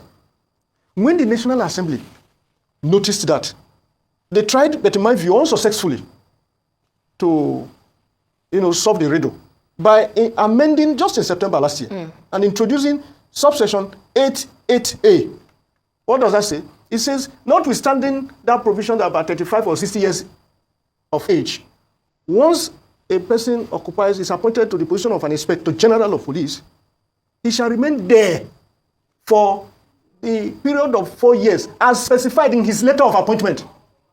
So the issue now, the problem arose because in the desperation of the political class to protect one of their own, they have gone ahead in one fell swoop to create 2 provisions relating to just an Inspector General of Police. The one is the one that they say you can be there 4 years, and then made it subject to the one that says you must go if you have served for 35 years or 60 years, whichever one comes earlier.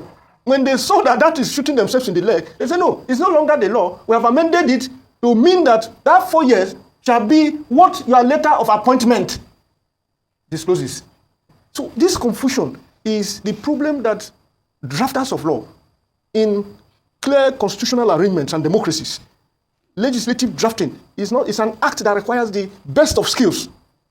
The big problem in legislative drafting is when you target a particular person, either to save him or to punish him. Once you do that, you will need to keep amending that law because you will run foul. No wonder we have just heard that the Police Service Commission have now said, so in one breath, the IGP is in trouble, at least in the eye of the public. In another breath, the same police institution is crying foul that people have stayed beyond the 35 years of service and 60 years of age. This is the controversy. Now, you've actually explained a whole lot. But, the Attorney General of the Federation, he has attempted to wade into the matter. And he says that Egbetokun's continued stay in office is legal and lawful due to the amendment of the Police Act. But then isn't this amendment setting a dangerous precedent, where you amend the law to support what ordinarily is illegal? And with such a high-profile person involved, the Attorney General, defending this, how then do we challenge, what some people believe is an illegality? So, with profound respect, and Prince Fagbemi has been doing quite a lot since he assumed office. But he's not the court. And if we no longer find reasons to disagree with ourselves, we can as well close shop I don't agree with the Attorney General of the Federation on this one. However, the law is already there. What I disagree with is that it is tardy. It is not promoting any coherence and coordination in the operation of the Nigerian police force.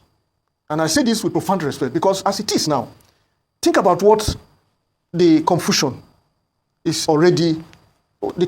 has already set in the Nigerian police force. They are very intelligent police officers I know in this country. Many of them with doctorate degrees.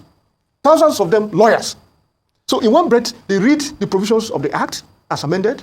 They see the poverty of the situation as the ruling class, that is the political class, makes desperate attempt to protect just one person to the detriment of the rank and file, the entirety of the men and officers of the Nigerian police force. I think that is where the problem is. So whereas you see the law in black and white, and also harvest the controversy that it has generated, and I think we should give some kudos to Omo Ifo. It is him, courageously, who is pointing out this. The fact that the National Assembly has gone ahead, if you like, without serious tact and sensitivity to the state of the nation and the implication of that to security, amended the law in a way that they have now exposed the poverty of the situation, in my view. Because, come to think of it, Section 7, Section 6 says the tenure for the IGP shall be 4 years. The same act, and remember this is 2020 Act, 2020 Amendment Act, the act that was amended after about 74 years. So you have a National Assembly that made that section subject to another section that says every police officer, it didn't say with the exception of the Inspector General of Police, shall retire if you have served 35 years or if you have attained the age of 60 years. On record, on verifiable record, the Inspector General of Police, fine gentleman, I mean, I personally was very impressed with the way he was carrying on. But the law is the law. He has attained 60 years. He cannot be immune from the law. So in September, this same law was now further amended to say it is immaterial whether Section 7... I think that was in July last year. Oh, sorry, if it's July. Yes. Because the president now issued. It is this new... In other words, appointment is not strictly based on the law now. It is based on the instrument of appointment. That is the letter. If the letter communicates, which is what it is now, that he will now, from that moment, serve 24 years in 2027. This is where we are. Thank you, Mr. Ogumadu. Now, looking at the issue of Omo Ifo, which you just mentioned, perhaps if you had not, challenged and called or alleged that the IGP was illegal, all of this wouldn't have come up. And it's sad that we have to go through that route to find out all of these issues. But look at the charges that were, Let me talk about that a bit before we go to the charges. I said we need to commend him. Some of these things don't come cheap. And it also exposes the level of insensitivity that all of us have, if you like, collective amnesia. Because if we were more interested, if we were more vigilant, that's the word, we would have seen through all of these permutations, which has now suffered legislative intervention. Now, you and I know that the retirement ages for judicial officers have been increased, particularly judges and justices of the appellate court, 65 years to 70 years. Were they hues and cries? None. What about lecturers? Again, 65 to 70. So why has this one generated so much controversies?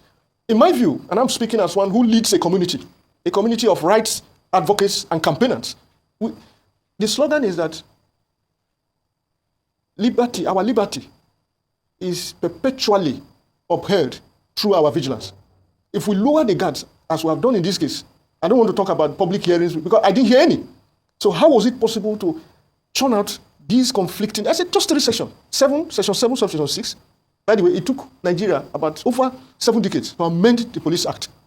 So in 2020, when we ought to have gotten our ass very clearly, we introduced just 2 sections. Section 7, Subsection 6, and then Section 8, Section 7, Subsection 8, and then 8, Subsection 6. The National Assembly, knowing that the conflict already exists, tries to save one of their own. That is what it is, because the amendment gave the president the legal foundation to now assent to an instrument that has now become by far more potent than the provisions of the Police Act. In effect, Ogbeni owes his tenure to that letter. And so that letter is now more powerful in terms of certainty of tenure. ẹ wo ẹjẹ́ àfi àtótónu lẹ̀ wọ́n ti sọ̀rọ̀ tó pọ̀ wọ́n ṣàlàyé àwa náà ti sọ tẹ́lẹ̀ òun lẹ́tún ti gbọ́ lẹ́nu àwọn sànù yìí wípé lọ́ọ̀ tó ní kí tenure IGP kó gùn sí wípé ó wà subservient sí main law tó sọ wípé wọ́n gbọ́dọ̀ retire tó bá ti pé 60 years. bẹ́ẹ̀ náà ni lọ́ọ̀yà yìí sànù yìí àgbà òjẹ̀níyàn nínú agbẹjọ́rò wọ́n tún mẹ́nu bà ọ̀rọ̀ ti cyber crime wípé wọ́n tiẹ̀ tún ti review ẹ̀ lélẹ̀ tán fẹ́ fi mú onígaga tí wọ́n dẹ́lẹ̀ báyìí ó ganulẹ̀ òun náà fẹ́ fi mú sòwò rẹ̀ wọ́n ní wọ́n ti review ẹ̀ wọ́n ní tí náà yẹn sọ nípa review ni wípé téèyàn bá mọ̀ intentionally knowingly tó lọ bá àyàn lórúkọ jẹ́ tó lọ ṣáìbà tó kì í èèyàn yẹn wọ́n lòun ni wọ́n lè fi ṣáìbà kínní mu mo sì ṣe mo ti sòwò rẹ̀ yìí oúnjẹ bẹ́ẹ̀ ni pé ọ̀rọ̀ òfin méjì tó ń takora wọn yìí ó fẹ́ jẹ́ ojú fèrèsé àbúkàpẹ́ lójú ọ̀nà escape route fún sòwò rẹ̀ tí gbogbo nǹkan bá tiẹ̀ wà dí tí gbogbo ọ̀nà dí àwa kan ń sọ ni o ó lè ní òfin ti 60 years lòun rí tó fi ń pe ẹni ẹlẹ́ni ní illegality ó lè ní òfin tó sọ wípé tó bá ti pé 60 years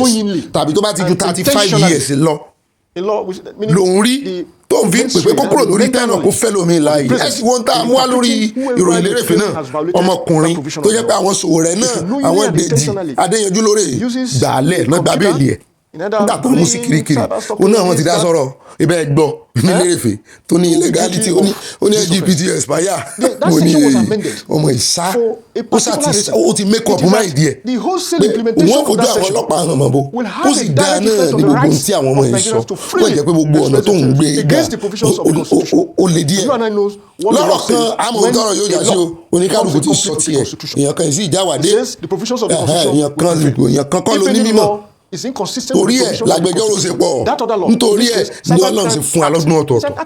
ó dán náà lẹ́sìn gbọ́ yẹn o kò sí nǹkan kan tá a tún fẹ́ sọ mọ́ ẹjọ́ ti wà nílé ẹjọ́ ti wà nílé ẹjọ́ Sowore versus àwọn ọlọ́pàá àmọ́ wo ibi tẹ́jọ́ ń lọ a sì mọ̀ fún yín ní ọ́pdẹ̀tì bá a bá tún rí sáìdì míì sí torí oríṣiríṣi àwọn èèyàn ló ń sọ̀rọ̀ lórí ẹ̀ bẹ́ẹ̀ náà ni ní báyìí ẹjẹ́ àdọ́dọ̀ dókítà tí wọ́n sọ wípé orí YouTube ló ti ń wo bí ó ṣe ṣe abẹ tó fẹ́ fi gbẹ̀bí títí tó fi pa ìyá àtọmọ ẹ bá ń tẹ̀sí ilé agbára ẹjẹ́ agbọ́rọ̀ lẹ́nu ọkọ arábìnrin yẹn bẹ́ẹ̀ náà láàgbọ́rọ̀ lẹ́nu ìkànnà àwọn oníròyìn TVC tó náà ní èèyàn kan kú sọ́spítù láìpẹ́ yìí torí wọ́n sì diagnosis ṣe mo ní láìpẹ́ yìí sì ni mínísítà ṣe sọ̀rọ̀ láìpẹ́ yìí sì ni mínísítà of health ṣe sọ̀rọ̀ wípé àwọn mú àwọn ilé ìwòsàn Nàìjíríà àwọn mú yangàn ní báyìí àwọn òyìnbó aláwọ̀ funfun ti ń wá mo ní ẹgbẹ́ mọ̀ tọ̀ra yín mélòó nú àwọn ilé ìwòsàn ọ̀hún mélòó ó dá ẹ máa tẹ̀sílẹ̀ agbára ẹja gbọ́rọ̀ lẹ́nu wọn gbọ́rọ̀ sí lọ. Brought your wife to the hospital. What happened? When I brought my wife to the hospital, when she was in labor, the doctor said they need to carry up an operation to her because she was bleeding. Okay. So she. And you were in the theater? Yes, you are I there? in the theater because I signed. I was in the theater. So she have to call another doctor to come operate her. So when the doctor came, what happened? They were using phone, watching phone, looking how to operate. From where? YouTube? From YouTube. And wait, that day. They were watching YouTube to operate human beings? My wife. And at the cause, what happened? At the cause of that, I lost my wife and my baby. There are some very clear lapses in Nigeria's healthcare system, as we've seen in these two stories. The coordinating minister for health, Mohammed Ali Pate, is saying people are coming to Nigeria for amazing healthcare, whereas you have a civilian victim who is saying, look what they did. They were turning to YouTube to deal with my wife and my child. So quite abysmal. Yes, I want to agree with Professor Ali Pate, that people are coming into Nigeria. Yes, I can mention two hospitals from the top of my head that are doing very well. One of them has a retainership with TVC News. But then these are private hospitals that you have people coming in. How about the government hospitals, the primary healthcare center? Just Friday, Veronica, remember I told you I lost a family member after he was diagnosed wrongly in a general hospital. They had to take him to another hospital. In fact, the same hospital, two doctors are coming with conflicting, reports. Diagnosis, yeah, diagnosis. So it's so sad. But again, someone watching YouTube to perform surgery on a patient. Well, there has to be very much investigation done into this matter. Was it telemedicine? Because the doctor might be, having conversation with another doctor. Because is it telemedicine that they are introducing? That wouldn't be on YouTube. That wouldn't be on YouTube. I checked the person talking. We didn't see the video actually. No, I'm just giving a second thought. But I'm not saying that what happened was right. But they need to What cannot happen in Nigeria does not exist. Kọ́lọ̀ mọ̀ jẹ́ kí nǹkan bí kó ṣẹlẹ̀ sí a gbogbo ibi tó bá lọ mọ́ béèrè Nàìjíríà lèmi ti rí tán gbé èèyàn lọ ilé ìwòsàn tí àwọn tó gbé wọn lọ wọ́n mọ̀ bẹ̀rù àti béèrè lọ́wọ́ dókítà béèrè mọ̀ jẹ́ kán pa.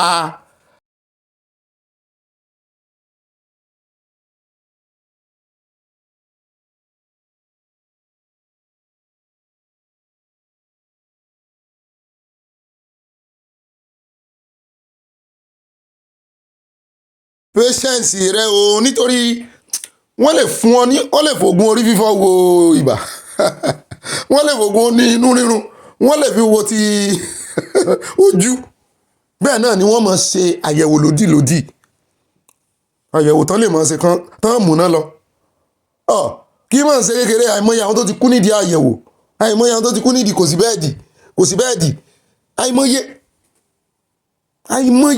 wọ́n in fact so ti ẹ̀rọ àwọn nọ́ọ̀sì yẹn gíga gbogbo nọ́ọ̀sì o àwa ìkóyàn pọ̀ bí o ṣùgbọ́n àwọn ọ̀pọ̀lọpọ̀ wọn rò pé àwọn ń ṣe on favour ni ara ó mọ kan wọn tó sì mara kan wọn pọ̀ lóòótọ́ kò sí náà níbi tó ti ń ṣiṣẹ́ wọ́n bá tún padà délé wọn náà wọn kàn ti ẹ̀rọ ra sun oorun wákàtí bíi 6 kàn gbatẹ́gùn sára nepa ò ní múná wá àti dókítà àti nọ́ọ̀sì àbáwọn wo la rí ń bàdàn lọ́jọ́ sí àwọn dókítà àwọn young doctors tán yarí láti UCH teaching hospital wọ́n ní wọ́n fáwọn náà láti bí iṣẹ́ ọdún mélòó gbogbo àwọn nǹkan tó ń mara kan wọ́n nìyẹn iṣẹ́ wa pọ̀ lórí wọn èèyàn àwọn tó yẹ kí dókítà tọ́jú mọye dókítà tó ti sá lọ Nàìjíríà ìwọ̀nba àwọn tó kù orí wọn náà dálé ara wa gbẹ̀ kan bó náà sì deliver kì í sí ìsàn nìkan gbogbo àwọn workforce Nàìjíríà ni ó wà lórí àwọn ọlọ́pàá wọn sanwó gidi fún wọn wọn ṣe déédéé fún wọn oru ọmọ ọlọ́pàá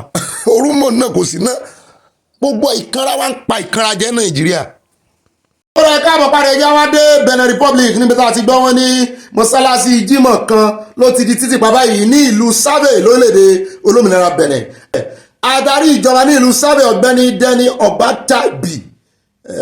Ọbáchábì ó fẹ́ jọ Abacha ló pàṣẹ pé kí wọ́n ti mọ́sálásí ọ̀hún pa o èyí wáyé nítorí ọ̀rọ̀ kan tí wọ́n ní ìmáàmù mọ́sálásí náà sọ Ismail Dosunmu tó sọ nípa àwọn olóró ní ìlú náà mú ní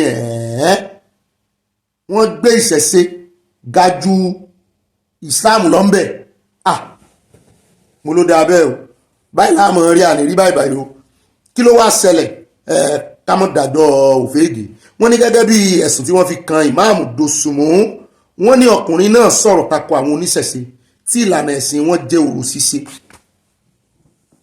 ẹ wá rí wọn náà ẹ wá wò wọn Nàìjíríà wọn gbọ́dọ̀ sọ̀rọ̀ tako ẹ̀sìn tiwọn àwọn oníjàgídíjàgan là ń bá wí àwa ìkóyàn pọ̀ bí ó yóò ti yé yín wọn gbọ́dọ̀ sọ̀rọ̀ tako ẹ̀sìn wọn ṣùgbọ́n àwọn mọ̀rọ̀ tako wọ́n mọ̀rọ̀ sọ ṣùgbọ́n àwọn mọ̀rọ̀ sọ tako ẹ̀sìn ìṣẹ̀ṣe làwọn ẹ wá wò bá a ṣe fẹ́ kó mọ rírì nítorí yóò mọ̀ ṣẹlẹ̀ Nàìjíríà rẹ̀ bí èèyàn kankan bá sọ̀rọ̀ tako ẹ̀sìn ẹlẹ́sìn ẹ̀mú náà ìṣẹ́ yìí nìkan lẹ̀sìn yín ká lára níbi wáàsí ọjọ́ Jímọ̀ tó kọjá tí ìmáàmù yìí ti kírun fún àwọn mùsùlùmí ni wọ́n sọ pé ó ti mú ẹnu bà àwọn olóró èyí sì lòdì sí òfin ilẹ̀ náà bí wọ́n ṣe ń sọ aláwọn oníṣẹ̀ṣe ẹ ní ìdí láti tójú bọ òfin èyí náà ṣe bẹ́ẹ̀ láwọn èèyàn tí wọ́n máa ń gbàgbára lọ́wọ́ yín tán bá ti fẹ́ ṣòṣèlú ẹ dúró dè wọ́n o ibi tágbára yín wà nìyẹn o ìdí rèé tí alábòjútó agbègbè Sábè náà ṣe gbé ìgbésẹ̀ títì mọ́sálásí náà pa kó tó di ohun tí àwọn olóró yóò máa fi ẹ̀hónú wọn hàn lọ síbẹ̀ ìdí tí ìgbìmọ̀ ìmáàmù yẹn wá ṣàlàyé nínú àlàyé tó ṣe lórí ọ̀rọ̀ yìí ìmáàmù Ismail Dosunmu sọ pé òun kò rò wípé ó yẹ kí ọ̀rọ̀ náà di ariwo dáa nítorí pé inú mọ́sálásí tí òun ti ṣe wáàsí fún àwọn mùsùlùmí lòun ti sọ̀rọ̀ náà kì í ṣe wípé òun tọ̀ àwọn oníṣẹ̀ṣe lọ láti lọ wá ìjà wọn sóhun ò mọ̀ páwọn oníṣẹ̀ṣe náà máa ń lọ mọ́sálásí kò mọ̀ páwọn oníṣẹ̀ṣe wà ní mọ́sálásí ó lóun ní kí mùsùlùmí jẹ́ mùsùlùmí kí olóró jẹ́ olóró kí bàbá àdínì jẹ́ bàbá àdínì kí bàbá olóró sì jẹ́ bàbá olóró ìwọ kọ́ ló sọ bọ́n ṣe ṣẹ̀sìn òun kàlù ẹlòmíín ṣe mẹ́ta lọ́kan ṣùgbọ́n ìwọ ni bàbá àdínì ìwọ náà tún ni olóyè àjànà orò kò bójúmu rárá kò dáa bẹ́ẹ̀ ṣé mọ́ya mùsùlùmí ti ń jẹ oyè àṣìpa tí wọ́n bá fẹ́ ṣe bẹ́ẹ̀ ni gbogbo àwọn mùsùlùmí tán bá fẹ́ ṣe Nàìjíríà ní for example ayé pé gbogbo àwọn mùsùlùmí tán joyè yẹn gbogbo wọn ló yẹ kán rọ̀ lóyè ọba tó jẹ́ mùsùlùmí irú ọba tí ó ń gbàyàn létí kiri mùsùlùmí ni o mùsùlùmí náà wọn ò fi tẹnu bá ẹ̀sìn o ṣùgbọ́n wọn bá fẹ́ ṣe dáadáa kan rọ òun náà lóye torí kò yẹ kí mùsùlùmí máa jọba àbí kán kú sófin pé mùsùlùmí ò bá wọn kó o jọmọ ọba jù bẹ́ẹ̀ lọ bó o bá ti jẹ́ mùsùlùmí wọn mọ̀gùlẹ̀ dédìí pé kó wá forúkọ rẹ̀ lẹ̀ fún ifá o ò lè jọba nù kì í ṣe kó wá dédìí ọba tán kó wá máa ṣe bí àlẹ́ ti wò ó in the first place kí ló lọ ṣe ń bẹ̀ wọ́n sọ̀rọ̀ lé fún o ní ti wọ́n o kí ló lọ ṣe ń bẹ̀ tó ń bá fẹ́ jẹ́ mùsùlùmí gidi kò yẹ kán kó dèdí pé ó ń rè ìjọba ibi tó ti ń ṣe ìṣẹ̀ǹbáyé tó bá fẹ́ jẹ́ mùsùlùmí gidi ó yẹ kó forí oyè yẹn lẹ̀ ní. ó lọ́rọ̀ wá sí òun òjò bẹ́ẹ̀ lọ ọ̀rọ̀ inú kùránù ló ń fi ṣe wá sí ìwọ mọ̀ pé àwọn yẹn náà kò yí àwọn ará bíi kò yé wọn fún mọ̀ dárúkọ yìí ṣé wọ́n kọ orò sínú kùránì ọ̀rọ̀ inú kùránì ló fi ṣe sàn kọ orò bẹ́ẹ̀ gbogbo tí kùránì ó kọ ojú wípé àwọn abọ̀rìṣà tàbí àwọn aláìgbàgbọ́ àbí kí ni wọ́n pè wọ́n sáwọn alára àmù ni àbí olórúkọ náà wọ́n pè wọ́n ṣé Ògún wà nínú kùránì mi ò mọ mo kàn fẹ́ béèrè ni o ṣé Ògún wọ́n kọ Ògún sínú kùránì pé ẹ mọ́ bọ̀ Ògún ẹ mọ́ bọ̀ Ọ̀ṣun wà nínú kùránì ẹ̀yin ó máa sọ̀rọ̀ sí àwọn ẹ̀sìn ẹlẹ́sìn ẹ̀ nífẹ̀ẹ́ kan sọ̀rọ̀ sí ẹ̀sìn tí. ìmáàmù ìwáṣọ onídájúdájú lára àwọn tó wá kírun jímọ̀ nínú mọ́sálásí náà ló fi ọ̀rọ̀ náà tó alábòjú àwọn aláṣẹ létí tẹ́lẹ̀ nǹkan ti lé gbogbo àwọn èèyàn mọ́ọ̀sì tán fẹ́ ẹni tó bá wù kó ṣe. nínú ọ̀rọ̀ tí alábòjútó ìjọba ní ìlú Sábẹ̀ sọ Ọ̀gbẹ́ni Deni Ọbáchábí ṣàlàyé pé kí àlàáfíà lè jọba làwọn sì gbé ìgbésẹ̀ náà kán wá gbérú ẹ̀ náà lẹ̀ Yorùbá aláwa náà ò ní gbà àwọn tí ò tó wá ń dára yìí o ẹ má bínú owó ẹ̀yin mùsùlùmí alálàáfíà ẹ̀yin kan mọ̀ bá wí o àwọn oníjàgídíjàgan àárín là ń bá wí. ẹja pọ̀ mbẹ́ ẹja lọ sínú ìròyìn tí ọmọ tẹ̀lé ẹja dé ọ̀dọ̀ Ṣọ̀ún of Ògbómọ̀ṣọ́ níbi tá a ti gbọ́ wọ́n nílé ìgbìmọ̀ asòfin Ọ̀yọ́ ní kí àwọn tó tàbùkù Ṣọ̀ún lórí rédíò Lágelú FM wàá sọ tẹnu wọn o. ilé ìgbìmọ̀ asòfin ìpínlẹ̀ Ọ̀yọ́ ti ké pe ọ̀mọ̀wé Dóyin Ọdẹ́bọ̀wálé àti iléeṣẹ́ rédíò Lágelú FM láti wá sọ tẹnu wọn lórí fọ́nrán ètò bó ṣe ń lọ tó lórí ìtàkùn ayélujára pa tó wáyé níléeṣẹ́ rédíò náà níbi tí ọ̀mọ̀wé Ọdẹ́bọ̀wálé ti sọ pé kò sí ọba aládé nílùú Ògbómọ̀ṣọ́ ẹ máa gbọ́rọ̀ àlùfàǹsà ẹ máa gbọ́rọ̀ ọ̀dẹ̀ òfin fi hàn kalẹ̀ òní kò sọba aládé ṣùgbọ́n ẹjẹ́ agbọ́dì igbákejì olórí ilé Honorable Mohammed Fádèyí ṣe Fádèyí olórí tó darí ìpéjọ náà ṣàlàyé pé ó ṣe pàtàkì fáwọn agbóhùnsáfẹ́fẹ́ láti máa tẹ̀lé òfin tó de iṣẹ́ wọn kí wọ́n sì máa kó àwọn àlejò tó wá sórí ètò wọn ní ìjánu tí wọ́n bá ń sọ̀rọ̀ kòbákùngbé lórí afẹ́fẹ́. olórí ẹgbẹ́ òṣèlú tó pọ̀ jù nílé in the house Honorable Sanjọ́ Adédoyin Ọ̀nàlápọ̀ ló gbé ọ̀rọ̀ náà wá síwájú ilé asòfin ìpínlẹ̀ Ọ̀yọ́ lẹ́yìn tó pe àkíyèsí ilé sí àwọn ọ̀rọ̀ àbùkù àti àlùfàǹsá tí ọ̀mọ̀wé Ọdẹ́bọ̀wálé sọ nígbà tí ó ń kópa lórí ètò bó ṣe ń lọ nílé iṣẹ́ eré ta ni gan-an ta lòun kí lòun ti jẹ́ kì í ṣe ẹnu oníròyìn gangan o Tèmídayọ̀ Oyèládùn ló ń ṣagbátẹrù ìròyìn ló ń ṣagbátẹrù program bó ṣe ń lọ lórí Lágelú FM ṣùgbọ́n ẹni tó gbà lálejò lára àwọn tí wọ́n jọ ń fọ̀rọ̀ wérọ̀ lórí program ló ṣọlẹ̀ lẹ́yìn àpérò àwọn asòfin ní ilé sọ pé kí ìgbìmọ̀ náà tó ń rí sí ètò ìròyìn àti ọ̀rọ̀ ìjọba ìbílẹ̀ pé ìgbìmọ̀ aláṣẹ iléeṣẹ́ rédíò Lágelú FM àti ọ̀mọ̀wé Ọdẹ́bọ̀wálé pé kí wọ́n wá sọ tẹnu ọ̀rọ̀ ìfẹ́ dàbí ọ̀rọ̀ Yínká Ayéfẹ́lẹ́ táwọn oníṣẹ̀ṣe yarí mọ́ lọ́wọ́. Ethics of this profession journalism there are ethics. ẹ bá rí mi tí mò ń pariwo allegedly mo mọ tí mò ń sọ ethics náà fi kó àwa nìyẹn kì í ṣàyàbá iṣẹ́ 15-20 years. nínú ọ̀rọ̀ tí kọmíṣánná fún ètò ìròyìn àti ìlanilọ́yẹ̀ Dr. Oyèládé sọ tí ó náà wà ní ibi àpérò náà ó sọ wípé ìgbésẹ̀ àwọn aṣòfin dára ó sì ṣe pàtàkì láti dáàbòbò àṣà àti ìṣe Yorùbá ó ti tó àkótá àmọ́ dáàbòbò àṣà wa àwọn kọ̀lọ̀rọ̀ sí kan fẹ́ bàjẹ́ wọ́n sì fẹ́ máa lo ẹ̀sìn ṣé ti ẹ̀rí ọba Ṣọ̀ún yìí wọ́n rí lè àpáàkì ẹ̀ gan ni. ọ̀rọ̀ yìí bẹ̀rẹ̀ nígbà tí ọ̀mọ̀wé Ọdẹ́bọ̀wálé ń kópa lórí ètò bó ṣe ń lọ níléeṣẹ́ rédíò Lágelú FM. lórí ètò yìí ni ọ̀mọ̀wé Ọdẹ́bọ̀wálé ti sọ pé wọn ò ní ọba ní Ògbómọ̀ṣọ́, ó yẹ kán fòfin gbé.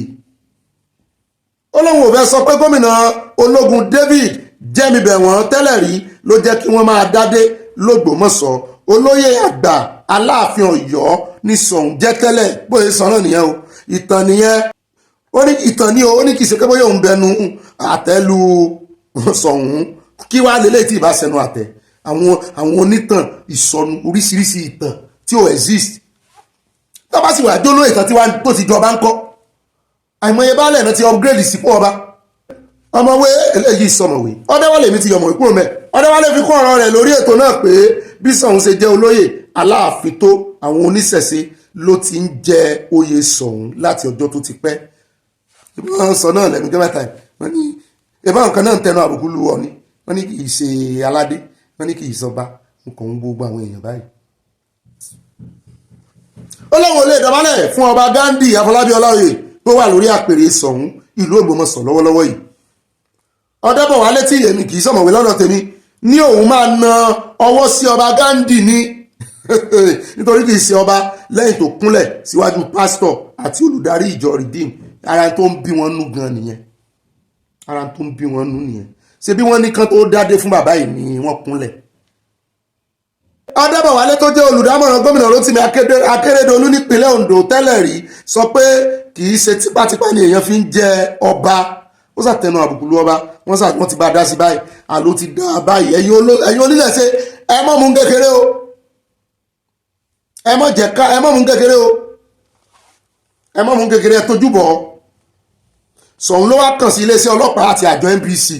Oyèládùn ní àwọn kan ń dúnkòkò ikú mọ́ òun, ẹ̀jẹ̀ agbọ̀n tó Oyèládùn náà sọ. olùrànlọ́wọ́ ọba Ghandi Ọláoyè lórí ọ̀rọ̀ ìròyìn ẹni ọ̀wọ̀ Peter Ọlálẹ́yẹ fìdí rẹ̀ múlẹ̀ pé ààfin Ṣọ̀ún ti fi ọ̀rọ̀ náà tó iléeṣẹ́ ọlọ́pàá torí ẹ̀ ní ìgbésẹ̀ yìí ṣe wáyé. ìgbésẹ̀ yìí wáyé lẹ́yìn tí agbóhùnsáfẹ́fẹ́ tó ṣe ìfọ̀rọ̀wérọ̀ pẹ̀lú Ọdẹ́bọ̀wálé sọ pé àwọn èèyàn ń dúnkòkò mọ́ òun láti gbẹ̀mí òun. ẹ má wulẹ̀ dúnkòkò mọ́ èèyàn kankan, ẹ má dúnkòkò pé òun gbẹ̀mí ẹ kàn fọlọ́pàá kàn fòfin mú, ṣùgbọ́n káwọn tó rí ọba fín náà kàn rè jẹ́jọ́. ó sọ̀rọ̀ náà lójú òpó Facebook rẹ̀ láti ké gbàjarè sáwọn èèyàn wípé kí wọ́n ràn òun lọ́wọ́ torí iṣẹ́ òun lòun ṣe mọ́wọ́n sí iṣẹ́ ṣe. Kemi náà wá ẹ̀rí ọgbọ́n lèmi náà wọ́n fi ka kọ́mẹ̀ntì ń bì. ẹ worú ìyá wa kan nu kọ́mẹ̀ntì lónìí bóyá bàbá wa sì ní tán ní ààrẹ Tinubu rè gba abẹ́rẹ́ àjẹsára ní France. mo ní rárá kò rí bẹ́ẹ̀, kò sójú mi, allegedly ni. ọgbọ́n ni ẹlòmíì ti ń tẹ kọ́mẹ̀ntì bóyá nú ń bí lọ́wọ́ sẹ́ńtẹ́ǹtì sọ̀rọ̀ rẹ̀ nú ìròyìn ni lòun bá fi kọ́mẹ̀ntì bẹ́ẹ̀. ṣebí lórí prógráàmù yìí náà lèèyàn kan ti sọ fún mi tó lóun mọ bí ààrẹ Tinubu bó ṣe ń gbowó kọ́pìnì rẹ̀ ló ń gbowó orí, ó lè ní ó jíye báyìí. mo ní kó wá sórí afẹ́fẹ́ wá fẹnu ara rẹ̀ sọ. mo ní kí bàbá yẹn jọ wọ́n mọ àṣírí gan ju àwa lọ, èmi ò ní ìbọn sọ tí mi ò mọ̀, kán wá sórí afẹ́fẹ́ kí n fún wọn déètì. wọ́n ní àwọn aráyè lọ́jọ́ kejì, mo ló dá bẹ́ẹ̀. mo ní ṣùgbọ́n sẹ́ gbé ojú yín sáfẹ́fẹ́ fídíò ni o. wọ́n ní rárá o voice táwọn fẹ́ ṣe gan àwọn kan fẹ́ ṣe ni àwọn táwọn lọ Nàìjíríà next week ṣé mo fẹ́ kán gbé àwọn ni. mo ní èwòsẹ́ ìwọ tó bá wá gbọ́n ó nítorí pé àwọn ayé ń fi ọ ẹnu rẹ dùn online ló wà, sọ̀rọ̀ bó ṣe wọ̀ ọ́. n táwọn èèyàn wọ́n ń pe èèyàn lólè odidi ààrẹ ìlú wọ́n ló yíwèé.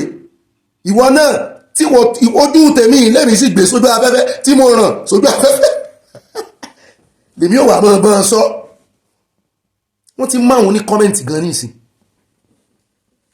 èmi tí mi ò lẹ́rìí rẹ̀ torí mo ti ráwọn kankan ní èwe làlẹ́jẹ́ lì tẹ́ ẹ bá mọ̀ pé ẹ mọ̀ ròyìn tẹ́ ẹ bá mọ̀ ẹ ṣe abániwọ́nà bá ò rí dá ẹjọ́ lè kọ́kọ́ máa kọ́ kó tó kọjá. mo ti gbọ́mọ yín lọ́wọ́. ó dá o lọ́rọ̀ kan wọ́n ní wọ́n ti ń yẹ̀ ẹ́ wò ẹ̀yin oníṣẹ̀ṣẹ̀ ẹ mọ́ gbà wò.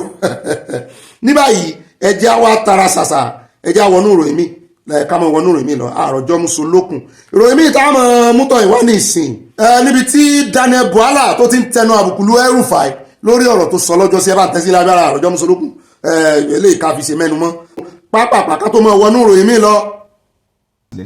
If you have seen for the past 18 months plus that he's been in government, he has never reacted once to anybody. He has never been seen being combative or aggressive against anybody. His approach to politics and government, if you have seen virtually 90 to 97% of people around him today, they've all worked against him in the past, inclusive of me. I was with him, then I left him, then I had to come back. That's his disposition. President doesn't believe in this fight thing.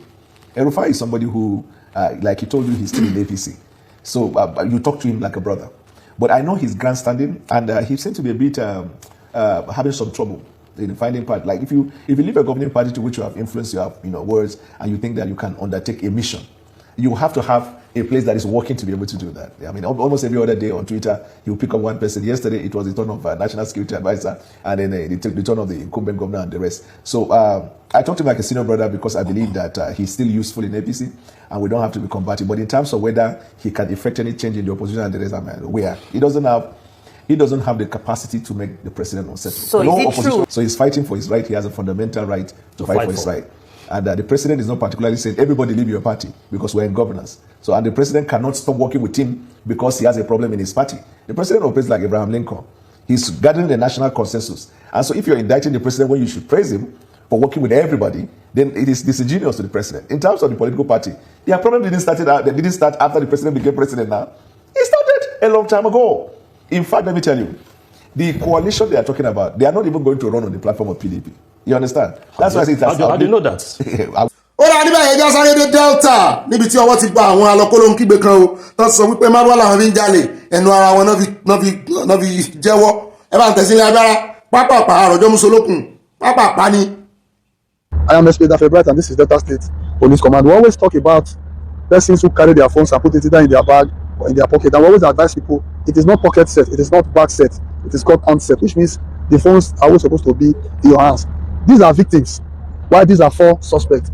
These are some of the victims who were robbed by these keke riders. I can't even say they were robbed. Their phones were snatched away from them, and they will tell us how they usually do it. This happens to be the rider of the keke. This guy will pretend like he's a passenger of the keke, distract any of the passengers, and before you know, they will collect the phone from either the person's bag or the person's pocket. And as soon as they collect the phone, these are their partners in crime. They sell the phone to them at a very cheap rate. So we have one of our friends here. You don't have to tell us your name, okay? So just tell us how you encountered. They'll be very brief. On first Saturday, I bought a keke along Government House. If you want to tell us that story, tell me. Yes, just talk how they collect your phone. Yes. So coming to Opa now. So I met 2 guys inside the keke, including with the keke rider, making 3. So that on our way coming, so one of them started coughing. So I was telling the guys, sorry, what happened? Sorry. None of that. It was trying to remove my phone from me. Okay. So when I get to where I wanted to stop, I checked my pockets. I couldn't find my phone. Okay, don't worry. It's okay. Now I have 1, 2, 6 phones here that we recovered from them. Which of these phones? Is anyone your own here? Yes. Point it, let's see. The black one. Okay. So this phone belongs to him. We've already checked though. We've checked and we discovered that it's his phone. But for the purpose of this parade, I had to retrieve and show it back to our audience. Okay, just tell us how your own happened, briefly. I was on my way to FMC from TPS. At that Tajo PD station, I entered the keke. Went to FMC. Okay, I'm not going to study too much. They cough. They see this cough. Yes. Which of them cough? This is the keke rider. Okay. Then this one is the one coughing. Then the second one, that one is I'm not seeing that one yet. Yes. So when we are going, so when this one started coughing, started pouring saliva on me, I was trying to tell him what is going on, what are you doing? So it not even answer me, continue. So the next thing, just turn his face and pour out speed. So the speed was touching me, the way the speed, everything was very irritating. So when I noticed that my phone is not there, when they were coughing, that I put his mouth outside, that is when he picked my phone. So I told them to take me to DLA. Because they said they are going to DLA. Since people are there, that is when I want to tell them. I'm managing time. When did you notice that your phone was missing? When he was coughing, that is when I put his mouth outside. So when you noticed that your phone was missing, were you still with them? Yes. So what did they come do after that time? They asked me to come down for the keke. They push you out of the Yes. keke? Okay, so you now, okay. So how you going to say we don't arrest them? When I was crying, went up and down, so someone told me that they arrest some men. Okay, so you came to it. Yes. Have you checked any of these phones? This is my phone, Star 30C. Pick and come and let us This is my see. phone. Okay, you are very happy. But because this is my school fees, I have to use to buy this phone. Last year, August, they collect my phone. Okay. So I have to use this one to buy my school fees to buy this phone. November, yeah. Hand on me then. God, my God is alive. We'll give you the phone back, yeah? No worry. Okay, quickly, what is your name? So my name is Emeka.